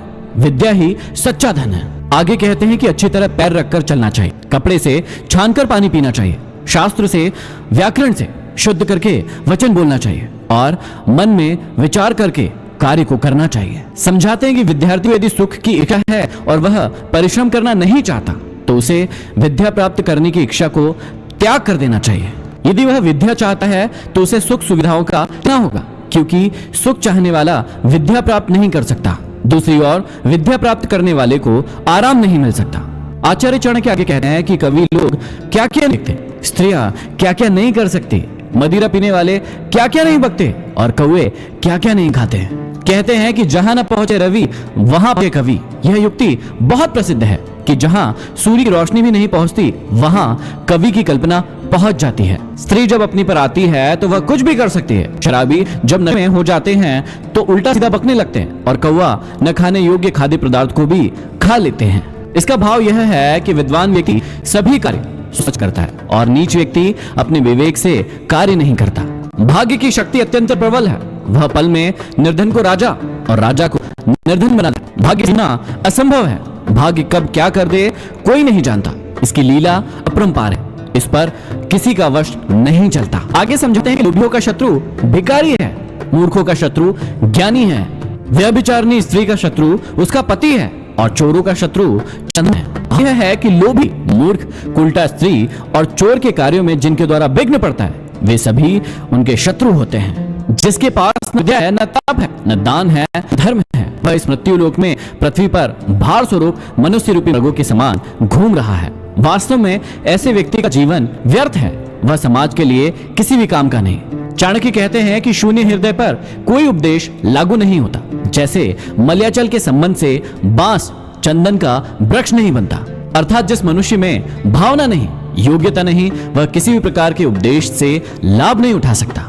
जिनको स्वयं बुद्धि नहीं है, शास्त्र उनके लिए क्या कर सकता है। जैसे अंधे के लिए दर्पण का क्या महत्व है। भाव यह है कि जो पूरी तरह मूर्ख है उसके लिए शास्त्र भी कुछ नहीं कर सकता।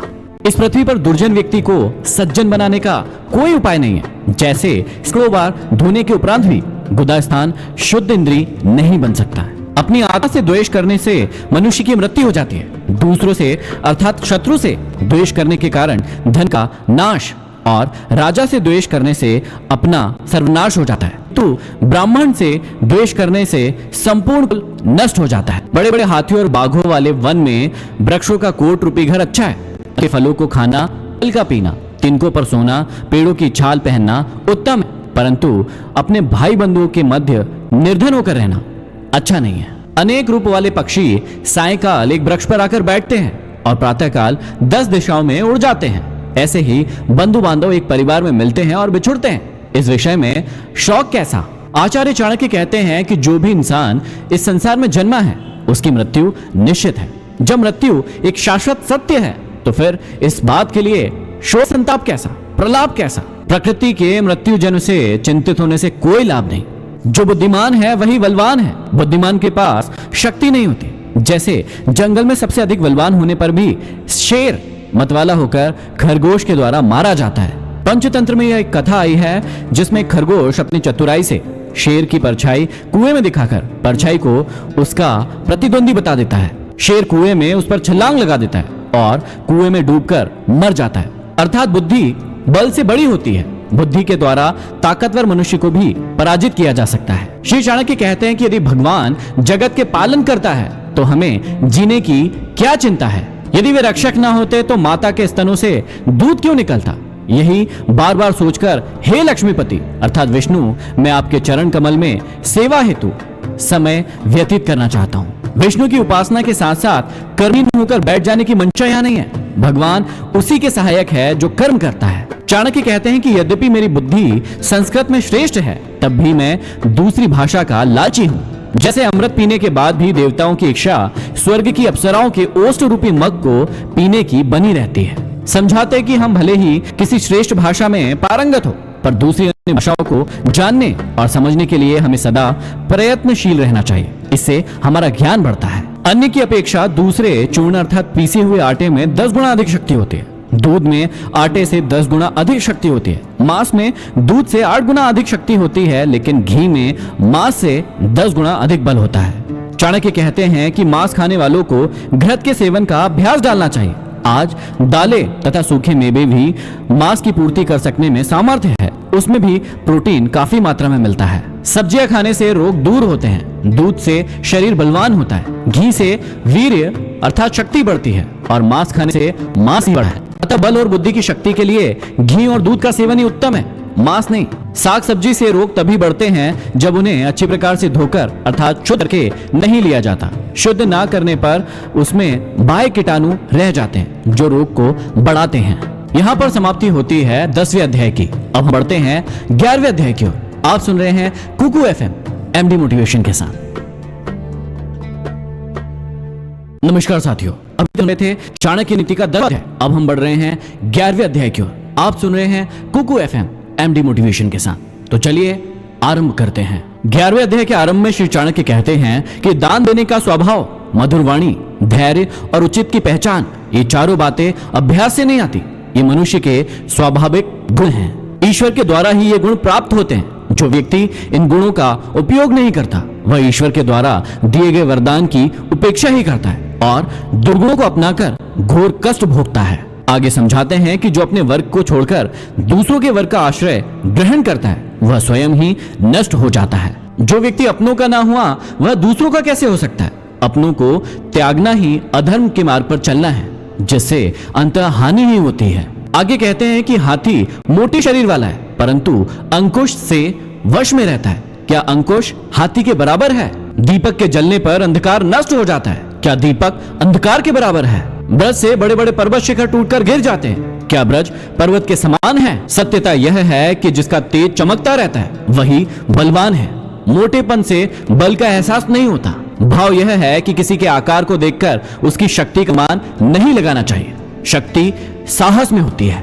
आगे समझाते हैं कि घर गृहस्थी में आसक्ति व्यक्ति को कभी भी विद्या नहीं आती। मांस खाने वाले व्यक्ति को कभी दया नहीं आती। धन के लालची को सच बोलना नहीं आता और स्त्री में आसक्त कामुक व्यक्ति में पवित्रता नहीं होती। अर्थात विद्या प्राप्ति के लिए घर त्याग करके गुरु के पास जाना जरूरी है। मांसाहारी व्यक्ति दया भूल जाता है। लालची व्यक्ति अपने स्वार्थ के लिए बार बार झूठ का सहारा लेता है और कामुक व्यक्ति सदा स्त्री संभोग में लिप्त रहता है। तब वह पवित्र कैसे हो सकता है? आगे कहते हैं कि जिस प्रकार नीम के वृक्ष की जड़ को दूध और घी से सींचने के बाद भी वह अपनी कड़वाहट नहीं छोड़ता, मृदुल नहीं हो जाता, ठीक उसी प्रकार दुष्ट प्रवृत्ति वाले व्यक्ति को यदि आप सदुपदेश देते हैं, उसके बाद भी उस पर उसका कोई असर नहीं होता। कहने का आशय यह है कि दुष्ट मनुष्य की आदत बन चुके अवगुणों को बदला नहीं जा सकता। आगे कहते हैं कि जिस प्रकार शराब वाला पात्र अग्नि में तपाए जाने के बाद भी शुद्ध नहीं हो सकता, उसी प्रकार जिस मनुष्य के हृदय में पाप और कुटिलता भरी होती है,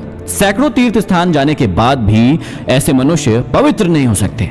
आगे समझाते हैं कि जो व्यक्ति संतोष के साथ जो मिले उसी में संतुष्ट रहता है, उसे पृथ्वी पर ही स्वर्ग का सुख प्राप्त होता है। उसे ना तो कोई दुख होता है और ना ही कोई कष्ट। आचार्य चाणक्य कहते हैं कि भोजन हमेशा प्रसन्नमुख तथा शांत भाव के साथ करना चाहिए। आगे युवाओं के लिए बहुत ही अच्छी बात समझाते हैं कि काम, क्रोध, लालच, स्वाद, श्रृंगार, खेल और दूसरों की चापलूसी, ये दुर्गुण विद्यार्थी के लिए वर्जित है। हर विद्यार्थी को इन 8 दुर्गुणों को सर्वदा के लिए त्याग देना चाहिए। कहने का तात्पर्य यह है कि ये अवगुण विद्यार्थी को कभी भी अपने लक्ष्य तक नहीं पहुंचने देते। यदि आपको अपने लक्ष्य तक पहुंचना है तो इन दुर्गुणों को हमेशा के लिए त्यागना होगा। आगे कहते हैं कि दूसरों के कार्य में विघ्न डालकर नष्ट करने वाला घमंडी, स्वार्थी, कपटी, झगड़ालू, ऊपर से कोमल और भीतर से निष्ठुर व्यक्ति जानवर कहलाता है। आगे कहते हैं कि भाग्यशाली लोगों को खाद्य सामग्री और धन धान्य आदि का संग्रह न करके उसे अच्छी प्रकार से दान करना चाहिए। कहते हैं कि दान देने से कर्ण, दैत्यराज बलि और विक्रमादित्य जैसे राजाओं की कीर्ति आज भी बनी हुई है। इसके अलावा इस अध्याय में ब्राह्मणों को लेकर काफी सारी बातें की गई है कि कौन व्यक्ति एक अच्छा ब्राह्मण नहीं हो सकता। तो ये था अध्याय 11। अब हम बढ़ते हैं अध्याय 12 की ओर। आप सुन रहे हैं कुकू एफएम एमडी मोटिवेशन के साथ।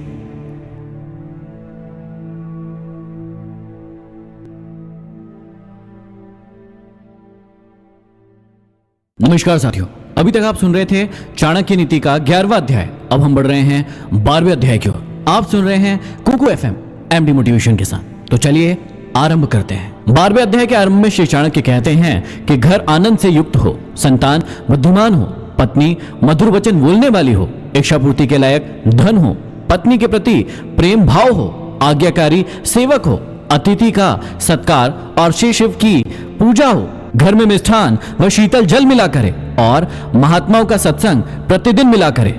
ऐसा घर सभी आश्रमों से अधिक धन्य है। ऐसे घर का स्वामी अत्यंत सुखी और सौभाग्यशाली होता है। आगे समझाते हैं कि जो पुरुष अपने वर्ग में उदारता, दूसरों के वर्ग पर दया, दुर्जनों के वर्ग में दुष्टता, उत्तम पुरुषों के वर्गों में प्रेम, दुष्टता से सावधानी, पंडित वर्ग में कोमलता, शत्रुओं में वीरता, अपने बुजुर्गों के बीच सहन शक्ति, स्त्री वर्ग में धूर्तता आदि कलाओं में चतुर है, ऐसे ही लोगों से इस संसार की मर्यादा बंधी हुई है। स्थान और समय के अनुसार जो कार्य करता है वह चतुर है। आगे समझाते हैं कि जो व्यक्ति दान, दया, धर्म से वंचित होकर गलत तरीके से कमाए गए धन पर अहंकार करते हैं वह नीच होते हैं। ऐसे व्यक्ति को अपने शरीर से मोह नहीं करना चाहिए। भाव यह है कि मनुष्य को इस शरीर से अच्छे कर्म करना चाहिए। आगे चाणक्य कहते हैं कि यदि वसंत ऋतु में करील के वृक्षों पर पत्ते नहीं आते तो इसमें वसंत का क्या दोष है? सूर्य सबको प्रकाश देता है, पर यदि दिन में उल्लू को दिखाई नहीं देता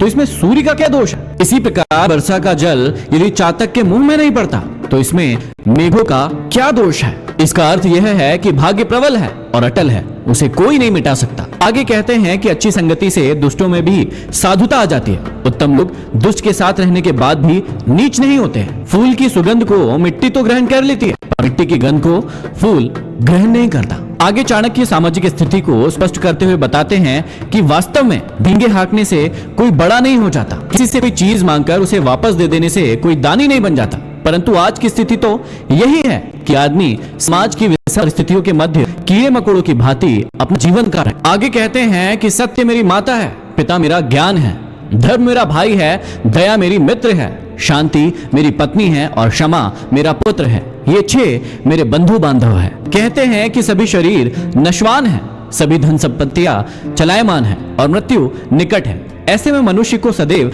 धर्म का संचय करना चाहिए। इस प्रकार यह संसार नश्वर है, केवल सत्कर्म ही नित्य और स्थायी है। हमें इन्हीं को अपने जीवन का अंग बनाना चाहिए। कहते हैं कि जो व्यक्ति दूसरों की स्त्री को माता के समान, दूसरे के धन को कंकड़ के समान और सभी जीवों को अपने समान देखता है वही पंडित या विद्वान है। आचार्य चाणक्य समझाते हैं कि बिना विचार के धन खर्च करने वाला, अकेले रहकर झगड़ा करने वाला और सभी जगह व्याकुल रहने वाला मनुष्य शीघ्र ही नष्ट हो जाता है। यहाँ चाणक्य समझाते हैं कि जितनी चादर हो उतने ही पैर फैलाना चाहिए। बिना हिमायती के शत्रु से झगड़ा करना उचित नहीं है। हर समय चिंता में रहने से स्वास्थ्य क्षीण हो जाता है और आदमी असमय ही अपने आप को खत्म कर लेता है। आगे समझाते हैं कि बुद्धिमान पुरुष को भोजन की चिंता नहीं करना चाहिए, उसे केवल एक धर्म का ही चिंतन मनन करना चाहिए। वास्तव में मनुष्य का आहार तो उसके जन्म के साथ साथ ही पैदा होता है। आगे कहते हैं कि धन और अन्न के व्यवहार में, विद्या ग्रहण करने में, भोजन करने में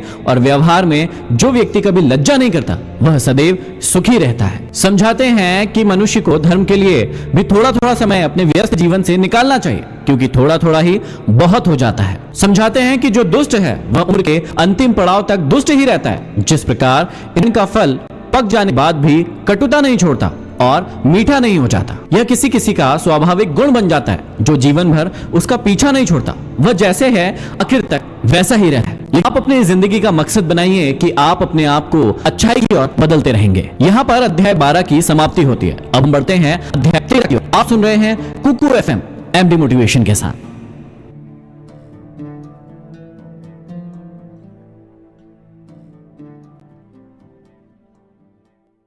नमस्कार साथियों, अभी तक आप सुन रहे थे चाणक्य नीति का 12वां अध्याय।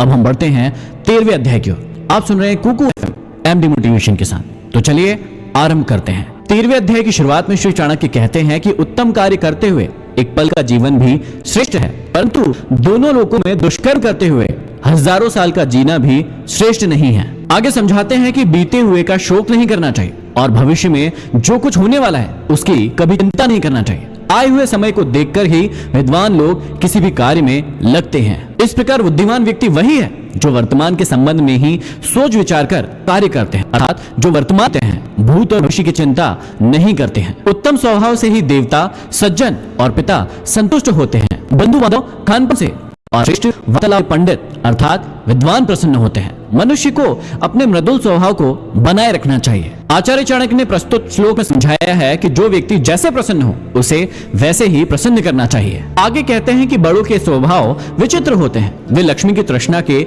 समान समझते हैं और उनके प्राप्त होने पर उनके भार से और भी अधिक नम्र हो जाते हैं। भाव यह है कि जो महान है वे धन के महत्व को कुछ नहीं समझते, उनका स्नेह स्वभाव धन से भी अधिक ऊंचा होता है। आगे बहुत ही अच्छी बात समझाई है जिसे हर इंसान को समझना चाहिए। आज की जिंदगी में कई लोग किसी व्यक्ति से लगाव लगा लेते हैं चाणक्य कहते हैं कि जिसे किसी से लगाव है उतना ही भयभीत होता है। लगाव दुख का कारण है, दुखों की जड़ लगाव है, अतः लगाव को छोड़कर सुख से रहना सीखो। आगे समझाते हैं कि भविष्य में वाली संभावित विपत्ति और वर्तमान में उपस्थित विपत्ति पर जो तत्काल विचार करें उसका साधन खोज लेते हैं, सुखी रहते हैं। इसके अलावा जो ऐसा सोचते हैं कि होगा वैसा होगा तथा होगा देखा जाएगा और कुछ होगा नहीं न पाते हैं। यहाँ चाणक्य ने कर्म करते रहने और भगवान के भरोसे न बैठे रहने की बात कही है। उनके कहने का भाव यह है कि केवल भाग्य के भरोसे ही नहीं बैठे रहना चाहिए। विपत्ति आने पर या उसके आने की संभावना होने पर तत्काल उपाय कर लेना चाहिए। जो व्यक्ति विपत्ति को भगवान की ओर से रचा गया भाग्य कहकर उसे साफ करने का उपाय नहीं करते वे नष्ट हो जाते हैं। आगे कहते हैं कि जैसे राजा होता है उसकी प्रजा भी वैसी ही होती है। धर्मात्मा राजा के राज्य की प्रजा धर्मात्मी, पापी के राज्य की पापी और मध्यम वर्गीय राजा के राज्य की प्रजा मध्यम अर्थात राजा का अनुसरण करने वाली होती है। आगे समझाते हैं कि धर्म से विमुख व्यक्ति जीवित भी मृतक के समान होता है, परंतु धर्म के आचरण करने वाले व्यक्ति चिरंजीवी होते हैं। धर्म, अर्थ, काम और मोक्ष इन चारों का संबंध इस लोक और परलोक दोनों से है। मनुष्य को अपना जीवन सार्थक करने के लिए इनमें से किसी एक को अवश्य पाना चाहिए। आगे बहुत ही अच्छी बात समझाते हैं कि नीच मनुष्य दूसरों की यशस्वी अग्नि की तेजी से जलते रहते हैं और उस स्थान पर न पहुंचने के कारण उनकी निंदा करते रहते हैं। दूसरों के दुष्ट व्यक्ति ही किया करते हैं। वे दूसरों के यश को देखकर सदैव ईर्ष्या में जलते रहते हैं। आगे समझाते हैं कि मन को विषयहीन अर्थात मोह माया युक्त करके ही मोक्ष की प्राप्ति हो सकती है, क्योंकि मन में विषय वासनाओं के आगमन के कारण ही मनुष्य मोह माया के जाल में आसक्त होकर रह जाता है। अतः हर मनुष्य को मन को जीतने का प्रयत्न करना चाहिए। चाणक्य कहते हैं कि मन की इच्छा के अनुसार सारे सुख किसको मिलते हैं, अर्थात किसी को नहीं मिलते। इससे यह होता है कि देव के बस में सब कुछ है, अतः संतोष का ही आश्रय लेना चाहिए। आगे चाणक्य जीवन की बहुत ही बड़ी बात समझा रहे हैं कि जैसे हजारों गायों के मध्य भी बछड़ा अपनी माता के पास आ जाता है, उसी प्रकार किए गए कर्म कर्ता के पीछे पीछे आ जाते हैं। मनुष्य जैसे कर्म करता है उसे फल भी उसी के कर्मों के अनुसार प्राप्त होते हैं। अतः सदैव अच्छे कर्म करके ही अपना जीवन सुधारना चाहिए। कहते हैं कि अव्यवस्थित कार्य करने वाले को न तो समाज में और न ही सुख प्राप्त होता है, क्योंकि समाज में लोग उसे भला बुरा कहकर जलाते हैं और निर्जन वन में होने के कारण वह दुखी होता है। भाव यह है कि ऐसे व्यक्ति को ना तो घर में सुख मिलता है और ना ही संन्यास लेने पर सुख प्राप्त होता है। समझाते हैं कि जिस प्रकार फावड़े अथवा कुदाल से खोदकर व्यक्ति धरती के नीचे से जल प्राप्त कर लेता है, उसी प्रकार एक शिष्य गुरु की मन से सेवा करके ही विद्या प्राप्त कर लेता है। फल कर्म के अधीन है, बुद्धि कर्म के अनुसार होती है। तब भी बुद्धिमान लोग, महान लोग सोच विचार की कोई कार्य करते हैं। किसी भी कार्य को करने से पूर्व अच्छी प्रकार से सोच समझ लेना चाहिए, तभी कार्य अच्छे से होते हैं। आगे समझाते हैं कि अपनी स्त्री, भोजन और धन इन तीनों में संतोष करना चाहिए और विद्या पढ़ने, जप करने और दान देने इन तीनों में कभी भी संतोष नहीं करना चाहिए। बड़े लोगों के सम्मुख कितनी विपत्तियां क्यों ना जाए, वे अपने लक्ष्य से कभी भी विचलित नहीं होते। जो सोच लेते हैं उसे करके ही हटते हैं। वे कभी अपनी मान्यताओं, अपने सिद्धांतों, अपने आदर्शों और अपने उद्देश्य से कभी भी पीछे नहीं हटते। आप भी अपने उद्देश्यों से कभी पीछे मत हटिए। यह समाप्ति होती है 13वें अध्याय की। अब हम बढ़ते हैं 14वें अध्याय की ओर। आप कुकू एफएम एमडी मोटिवेशन के साथ।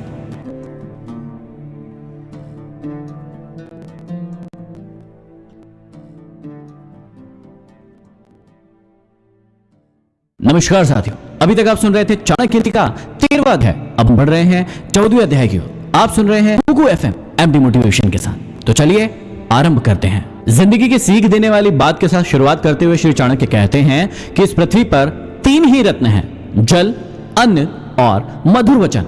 बुद्धिमान व्यक्ति इसकी समझ रखता है, परंतु मूर्ख लोग पत्थर के टुकड़े को ही रत्न कहते हैं। जल और अन्न के बिना मनुष्य का जीवन बिल्कुल भी संभव नहीं है और मधुर वचनों के बिना समाज में विचरण करना मुश्किल है। कटु वचन करने वाले का कोई भी आदर नहीं करता। मनुष्य यदि अधर्म के मार्ग पर चलता है तो उसे अपने जीवन में उपयुक्त दुखों का सामना करना पड़ता है। धन, मित्र, स्त्री और पृथ्वी ये बार बार होते हैं, परंतु मनुष्य का शरीर बार बार नहीं मिलता। इस श्लोक में श्री चाणक्य मानव के शरीर का महत्व बताते हैं। उनके अनुसार मानव शरीर 84 लाख योनियों में भ्रमण करने के उपरांत हमें प्राप्त हुआ है। यह अत्यंत दुर्लभ है। इसमें ईश्वर का स्मरण किया जा सकता है। आगे चाणक्य कहते हैं कि यह एक निश्चित तथ्य है कि बहुत लोगों का समूह ही शत्रु पर विजय प्राप्त करता है। जैसे वर्षा की धार को धारण करने वाले मेघों के जल को तिनकों के द्वारा तिनके से बना छपर ही रोक सकता है। भाव यह है कि एकता में बड़ा बल होता है, वह बड़ी से बड़ी शक्ति से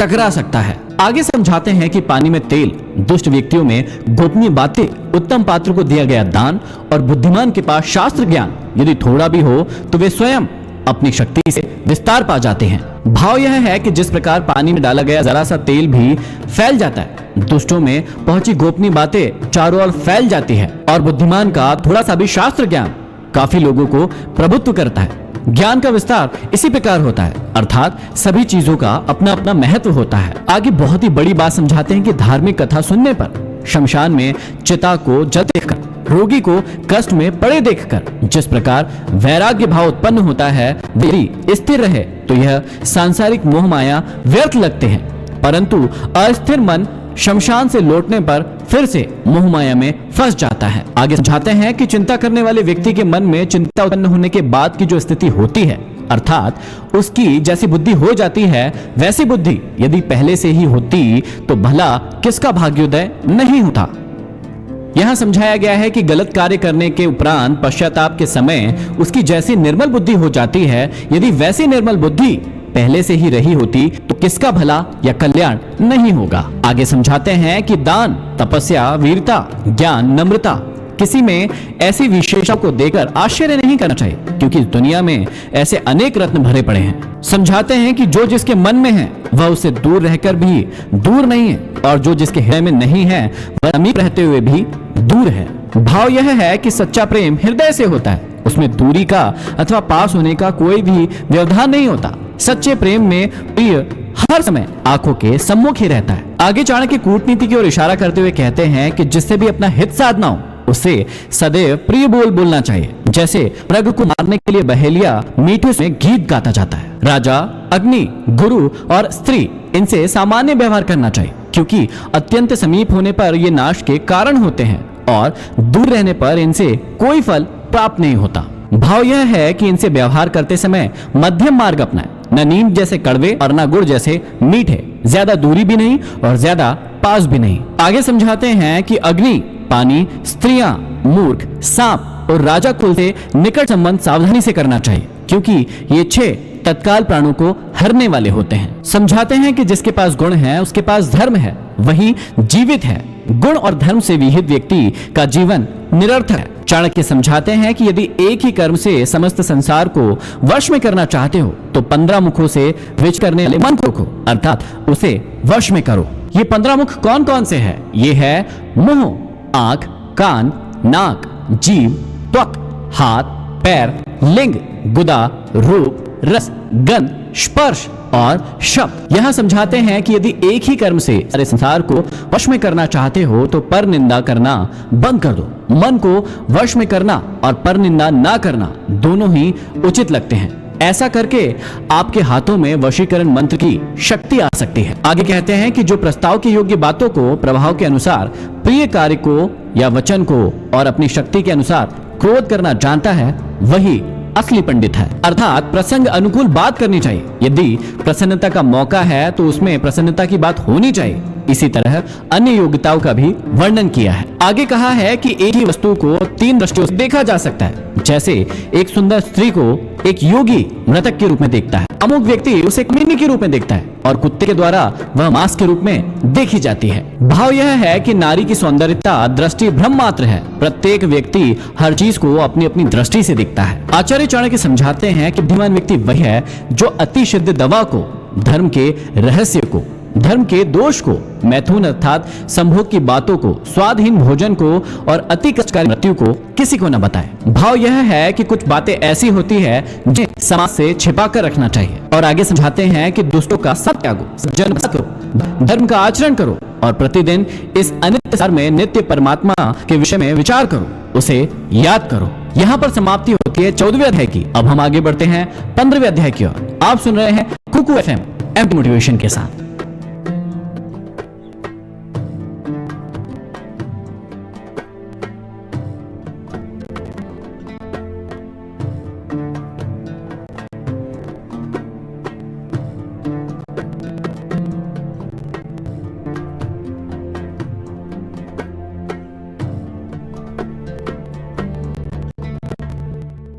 नमस्कार साथियों, अभी तक सुन रहे थे चाणक्य नीति का 14वां अध्याय।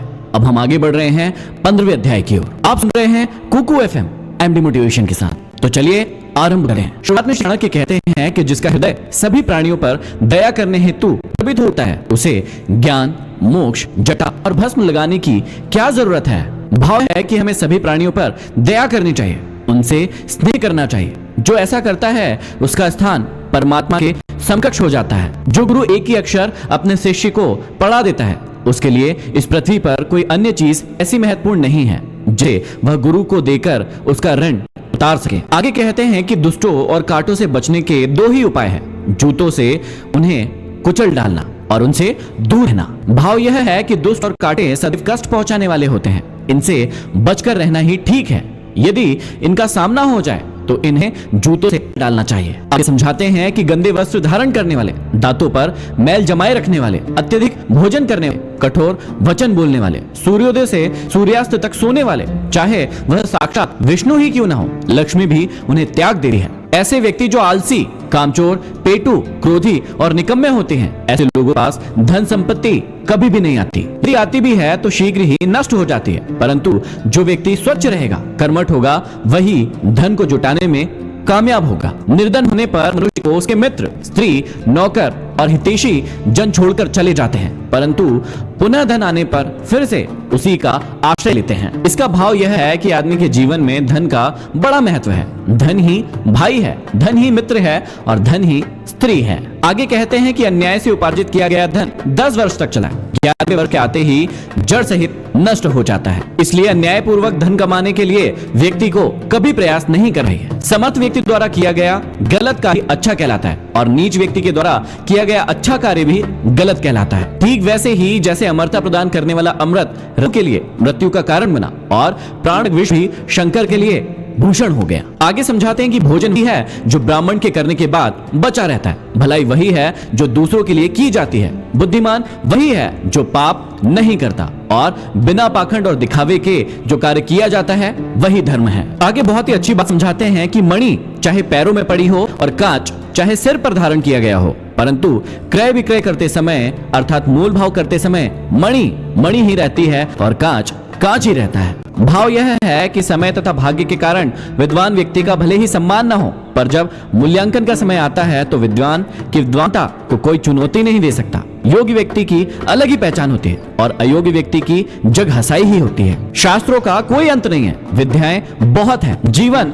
छोटा है, विघ्न और बाधाएं अनेक है। अतः जो सार तत्व है उसे ही ग्रहण करना चाहिए। जैसे हंस जल के बीज से भी दूध को पी लेता है। अर्थात मानव जीवन बहुत छोटा है और इस संसार में ज्ञान अपरिमित है। पूरे जीवन में सारे ज्ञान को पाया नहीं जा सकता है, इसलिए ज्ञान के उस सार तत्व को ग्रहण कर लेना चाहिए जो सत्य है। आगे चाणक्य कहते हैं कि अचानक दूर से आए थके हरे पथिक से बिना पूछे ही जो व्यक्ति स्वयं भोजन कर लेता है वह चांडाल होता है। आगे चाणक्य कहते हैं कि यह निश्चय है कि बंधन बहुत सारे हैं, परंतु प्रेम का बंधन निराला होता है। जैसे लकड़ी को छेदने में सामर्थ्य भौरा कमल की पंखुड़ियों में उलझकर क्रियाहीन हो जाता है, अर्थात प्रेम रस में मस्त हुआ भौरा कमल की पंखुड़ियों को नष्ट करने में सामर्थ्य होते हुए भी उसमें छेद नहीं कर पाता। अर्थात जो संसार की मोह माया में फंस जाता है वह भौरे की तरह शीघ्र ही नष्ट हो जाता है।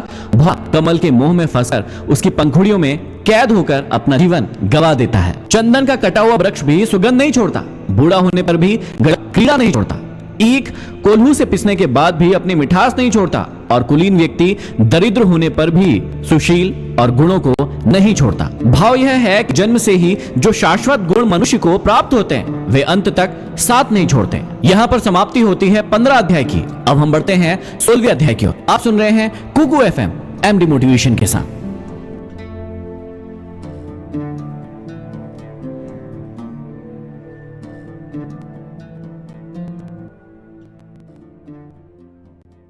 नमस्कार साथियों, अभी तक आप सुन रहे थे चाणक्य नीति का 15वां अध्याय। अब हम बढ़ते हैं 16वें अध्याय की ओर। आप सुन रहे हैं कुकू एफएम एमडी मोटिवेशन के साथ। तो चलिए आरंभ करते हैं। चाणक्य कहते हैं कि जिन लोगों ने ना तो इस भौतिक संसार का ही उपयोग किया और ना ही परलोक को धारने के लिए प्रभु की पूजा पाठ की और ना ही धर्म का संग्रह किया, ऐसे लोगों को जन्म देना माता के लिए व्यर्थ ही हुआ। कहते हैं कि सफलता तो तभी मिलती है जब इस लोक में सुख उठा परलोक सुधार के लिए धर्माचरण किया जाए। आगे चाणक्य का मानना है कि कुलटा स्त्रियों का प्रेम एकांकित न होकर बहुजनी होता है। उनका कहना है कि कुलटा स्त्रियां पराये व्यक्ति से बातचीत करती है, कटाक्ष पूर्वक देखती है और अपने हृदय में पर पुरुष का चिंतन करती है। इस प्रकार चरित्रहीन स्त्रियों का प्रेम होता है। चाणक्य ने कुलटा स्त्रियों के हावभाव और चरित्र का स्पष्ट वर्णन किया है। जो व्यक्ति माया के मोह में वशीभूत होकर यह सोचता है कि अमुक स्त्री उस पर आसक्त है, वह उस स्त्री के वश में होकर खेल की चिड़िया की भांति इधर उधर नाचता फिरता है। आचार्य चाणक्य कहते हैं कि संसार में कोई भाग्यशाली व्यक्ति ही मोह माया से छूटकर मोक्ष प्राप्त करता है। उनका कहना है कि धन वैभव को प्राप्त करके ऐसा कौन है जो इस संसार में अहंकारी ना हुआ हो। इस पृथ्वी पर ऐसा कौन धीर पुरुष है जिसका मन स्त्रियों के प्रति व्याकुल ना हुआ हो। ऐसा कौन पुरुष है जिसे मृत्यु ने न दबोचा हो। ऐसा कौन सा भिखारी है जिसे बड़प्पन मिला हो। ऐसा कौन सा दुष्ट है जो अपने संपूर्ण दुर्गुणों के साथ इस संसार में कल्याण पथ पर अग्रसर हुआ हो। भाव यह है कि इस नश्वर संसार की मोह माया से छूटना अत्यंत ही दुष्कर है। स्वर्ण ना तो ब्रह्मा ने रचा था और ना किसी और ने। उसे ना तो बनाया गया था, ना पहले कभी देखा गया था, न कभी सुना गया था। श्री राम की उसे पाने की इच्छा हुई, अर्थात सीता के कहने पर वे उसे पाने के लिए दौड़ पड़े। किसी ने ठीक ही कहा है, विनाश काले विपरीत बुद्धि। जब विनाश काल आता है तब बुद्धि नष्ट हो जाती है। यहाँ चाणक्य सिर्फ यह समझाना चाहते हैं कि जब विनाश आता है तो बुद्धि उल्टी हो जाती है। आगे चाणक्य कहते हैं कि व्यक्ति अपने गुणों से ही ऊपर उठता है। सिर्फ ऊंचे स्थान पर बैठ जाने से कोई भी व्यक्ति ऊंचा नहीं बन जाता। उदाहरण के लिए महल की चोटी पर बैठ जाने से कौवा गरुड़ नहीं बन जाता। आगे समझाते हैं कि गुणों की सभी जगह पूजा होती है, ना कि बड़ी संपत्तियों की। क्या पूर्णिमा के चांद को उसी प्रकार से नमन किया जाता है जैसे द्वितीया के चांद को? भाव यह है कि चंद्रमा किसी भी रूप में रहे, विद्वान व्यक्ति के गुण की भांति उसे हर स्थिति में नमन करते हैं। आगे कहते हैं कि दूसरों के द्वारा गुणों का बखान करने पर बिना गुण वाला व्यक्ति भी गुणी कहलाता है, किंतु अपने से अपनी ही बड़ाई करने पर इंद्र भी छोटा हो जाता है। भाव यह है कि आत्म प्रशंसा से कोई भी व्यक्ति बड़ा नहीं कहलाता, अपितु जब दूसरों के द्वारा प्रशंसा की जाती है तभी वह व्यक्ति गुणी कहलाता है। अपने मुंह मियां मिट्ठू नहीं बनना चाहिए। जिन गुणों की प्रशंसा दूसरे करते वे ही गुण सच्चे होते हैं। तो व्यक्ति विवेक है और विचार करके ही कोई कार्य संपन्न करता है, ऐसे व्यक्ति के गुण श्रेष्ठ विचारों के मेल से और भी सुंदर हो जाते हैं। जैसे सोने में जड़ा हुआ रत्न स्वयं ही अत्यंत शोभा को प्राप्त हो जाता है। आगे समझाते हैं कि जो धन अति कष्ट से प्राप्त हो, धर्म का त्याग करने पर प्राप्त हो, शत्रु के सामने झुकने अथवा समर्पण करने से प्राप्त हो, ऐसा धन हमें नहीं चाहिए। कहते हैं कि आत्मसम्मान को नष्ट करने वाले धन की अपेक्षा धन का ना होना ही अच्छा है। आगे समझाते हैं कि उस लक्ष्मी से क्या लाभ जो घर की कुल बधू के समान केवल स्वामी के उपभोग में ही आए। उसे तो वैश्य के समान होना चाहिए जिसका उपयोग सब कर सके। यहाँ चाणक्य समझाना चाहते हैं कि संपत्ति धन वैभव वही अच्छा है जिसका उपयोग सभी के हित के लिए होता है। यदि धन पर कुंडली मारकर एक ही व्यक्ति बैठा रहे और केवल अपने ही स्वार्थ के लिए उसे खर्च करे तो ऐसा धन किसी भी लाभ का नहीं। आचार्य चाणक्य कहते हैं कि संसार में आज तक किसी भी इंसान को प्राप्त धन से, इस जीवन से, स्त्रियों से, खान पान से पूर्ण तृप्ति कभी नहीं मिली। पहले भी, अभी भी और आगे भी इन चीजों से संतोष होने वाला नहीं है। इनका जितना अधिक उपभोग किया जाता है उतनी ही तृष्णा बढ़ती जाती है। मनुष्य की इच्छाएं अनंत है, वे कभी भी पूरी नहीं होती। एक इच्छा के पूरे होने पर दूसरी सामने आकर खड़ी हो जाती है। तात्पर्य यह है कि मनुष्य अपने आप से कभी भी संतुष्ट नहीं होता, अतः संतोष ही सबसे बड़ा धन है। आगे चाणक्य कहते हैं कि तिनका हल्का होता है, तिनके से भी हल्की रुई होती है, रुई से भी हल्का भिखारी होता है। तब वायु इसे उड़ाकर क्यों नहीं ले जाती? संभवतः इस भय से कि कहीं यह उससे भी भीख न मांग ले। मांगने वाले से सभी डरते हैं, वह उनसे कुछ न कुछ मांग बैठता है क्योंकि देना कोई नहीं चाहता। वैसे भी भिखारी निंदा के योग्य ही है। आगे कहते हैं कि जो विद्या पुस्तकों में लिखी है और कंठस्थ नहीं है तथा जो धन दूसरों के हाथों में गया है, ये दोनों आवश्यकता के समय काम नहीं आते। अर्थात पुस्तकों में लिखी विद्या और दूसरों के हाथों में गया धन पर कभी भी भरोसा नहीं करना चाहिए। विद्या को सदैव कंठस्थ करना चाहिए और धन को सदैव अपने हाथों में रखना चाहिए ताकि वक्त आने पर वह हमारे काम आ सके। यहाँ पर समाप्ति होती है 16वें अध्याय की। अब हम बढ़ते हैं अंतिम और 17वें अध्याय की ओर। आप सुन रहे हैं कुकू एफएम एमडी मोटिवेशन के साथ।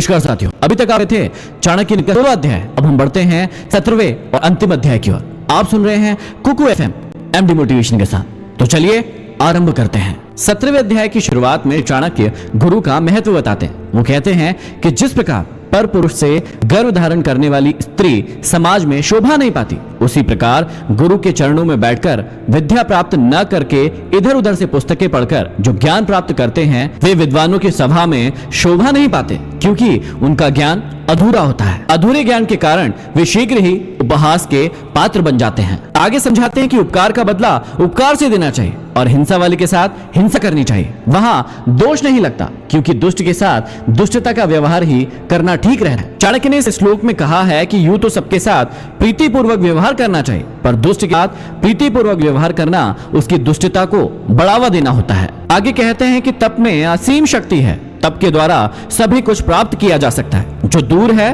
बहुत अधिक दूर है, जो बहुत कठिनता से प्राप्त होने वाला है और बहुत दूर स्थित है, ऐसे साध्य को तपस्या के द्वारा ही प्राप्त किया जा सकता है। तप के द्वारा तो ईश्वर को भी प्राप्त किया जा सकता है। अतः जीवन में साधना का विशेष महत्व है। आगे कहते हैं कि लोभ सबसे बड़ा अवगुण है, पर निंदा सबसे बड़ा पाप है।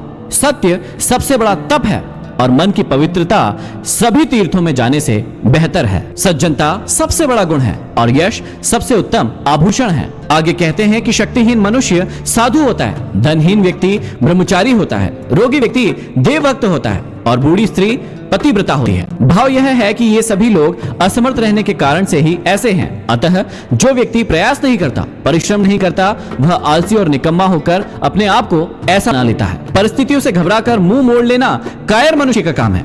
व्यक्ति को तो चाहिए कि वह अपना कार्य पूरे मनोयोग से करे। सच्चे अर्थों में वही धर्म है। सांप के दांत में विष होता है, मक्खी के सिर में विष होता है, बिच्छू की पूंछ में विष होता है, लेकिन दुष्ट व्यक्ति के पूरे शरीर अर्थात सारे अंगों में विष होता है। भाव यह है कि दुर्जन व्यक्ति हर प्रकार से सज्जनों को कष्ट पहुंचाने वाला होता है। उसका साथ किसी भी रूप में सुखकारी नहीं है। बुद्धिमान व्यक्ति सदैव ऐसे दुष्ट व्यक्ति से बचकर चलते हैं, क्योंकि दुर्जन व्यक्ति के तो सारे अंग में विष भरा होता है। आगे समझाते हैं कि हाथ की शोभा दान से होती है, न कि कंगन पहनने से। शरीर की शुद्धि स्नान से होती है, न कि चंदन लगाने से होती है। बड़ों की तृप्ति सम्मान करने से होती है, न कि भोजन कराने से। शरीर की मुक्ति ज्ञान से होती है, न कि शरीर का श्रृंगार करने से होती है। भाव यह है कि आडंबरों से शरीर को शुद्ध नहीं किया जा सकता। दान देने, स्वच्छ जल से स्नान करने, बड़ों का सम्मान करने और उचित ज्ञान प्राप्ति के उपरांत ही मनुष्य का जीवन सफल होता है। जिन सज्जनों के हृदय में परोपकार की भावना जागृत रहती है, उनकी तमाम विपत्तियां अपने आप दूर हो जाती है और उन्हें पग पग पर संपत्ति एवं धन की प्राप्ति होती है। आगे समझाते हैं कि भोजन, नींद, डर, संभोग, ये सभी गुण मनुष्य और पशुओं में समान रूप से दिखाई और पाई जाती है। पशुओं की अपेक्षा मनुष्य में केवल ज्ञान मतलब बुद्धि एक विशेष गुण है जो उसे अलग बनाता है। अतः ज्ञान के बिना मनुष्य पशु के समान ही हो जाता है। और आगे समझाते हैं कि नीचे की ओर देखती हुई एक अधेड़ वृद्ध स्त्री से कोई पूछता है कि अरे बोलो, तुम नीचे क्या देख रही हो? पृथ्वी पर तुम्हारा क्या गिर गया है? तब वह स्त्री कहती है, अरे मूर्ख, तुम नहीं जानते, मेरा युवावस्था रूपी मोती नीचे कर नष्ट हो गया है। कहने का अर्थ यह है कि यौवन का मोती एक बार नष्ट हो जाए अर्थात जवानी एक बार चली जाए तो फिर लौटकर नहीं आती। इसलिए आप अपनी जवानी का सही उपयोग कीजिए, अपने लक्ष्यों को प्राप्त कीजिए और अपनी जिंदगी में कुछ ऐसा हासिल कर जाइए कि मरने के बाद भी आप लोगों के दिलों में रहे। और यहीं पर समाप्त होता है चाणक्य नीति का अंतिम अध्याय। आशा करता हूं इस यात्रा के दौरान आपको बहुत सारी चीजें सीखने को मिली होगी, अपनी जिंदगी को बदलने के लिए होगी। बहुत ही जल्दी मैं आप सभी के लिए कुकू एफएम पर लेकर आऊंगा अगली मोटिवेशनल सीरीज। तब तक के लिए साइनिंग ऑफ एमडी मोटिवेशन।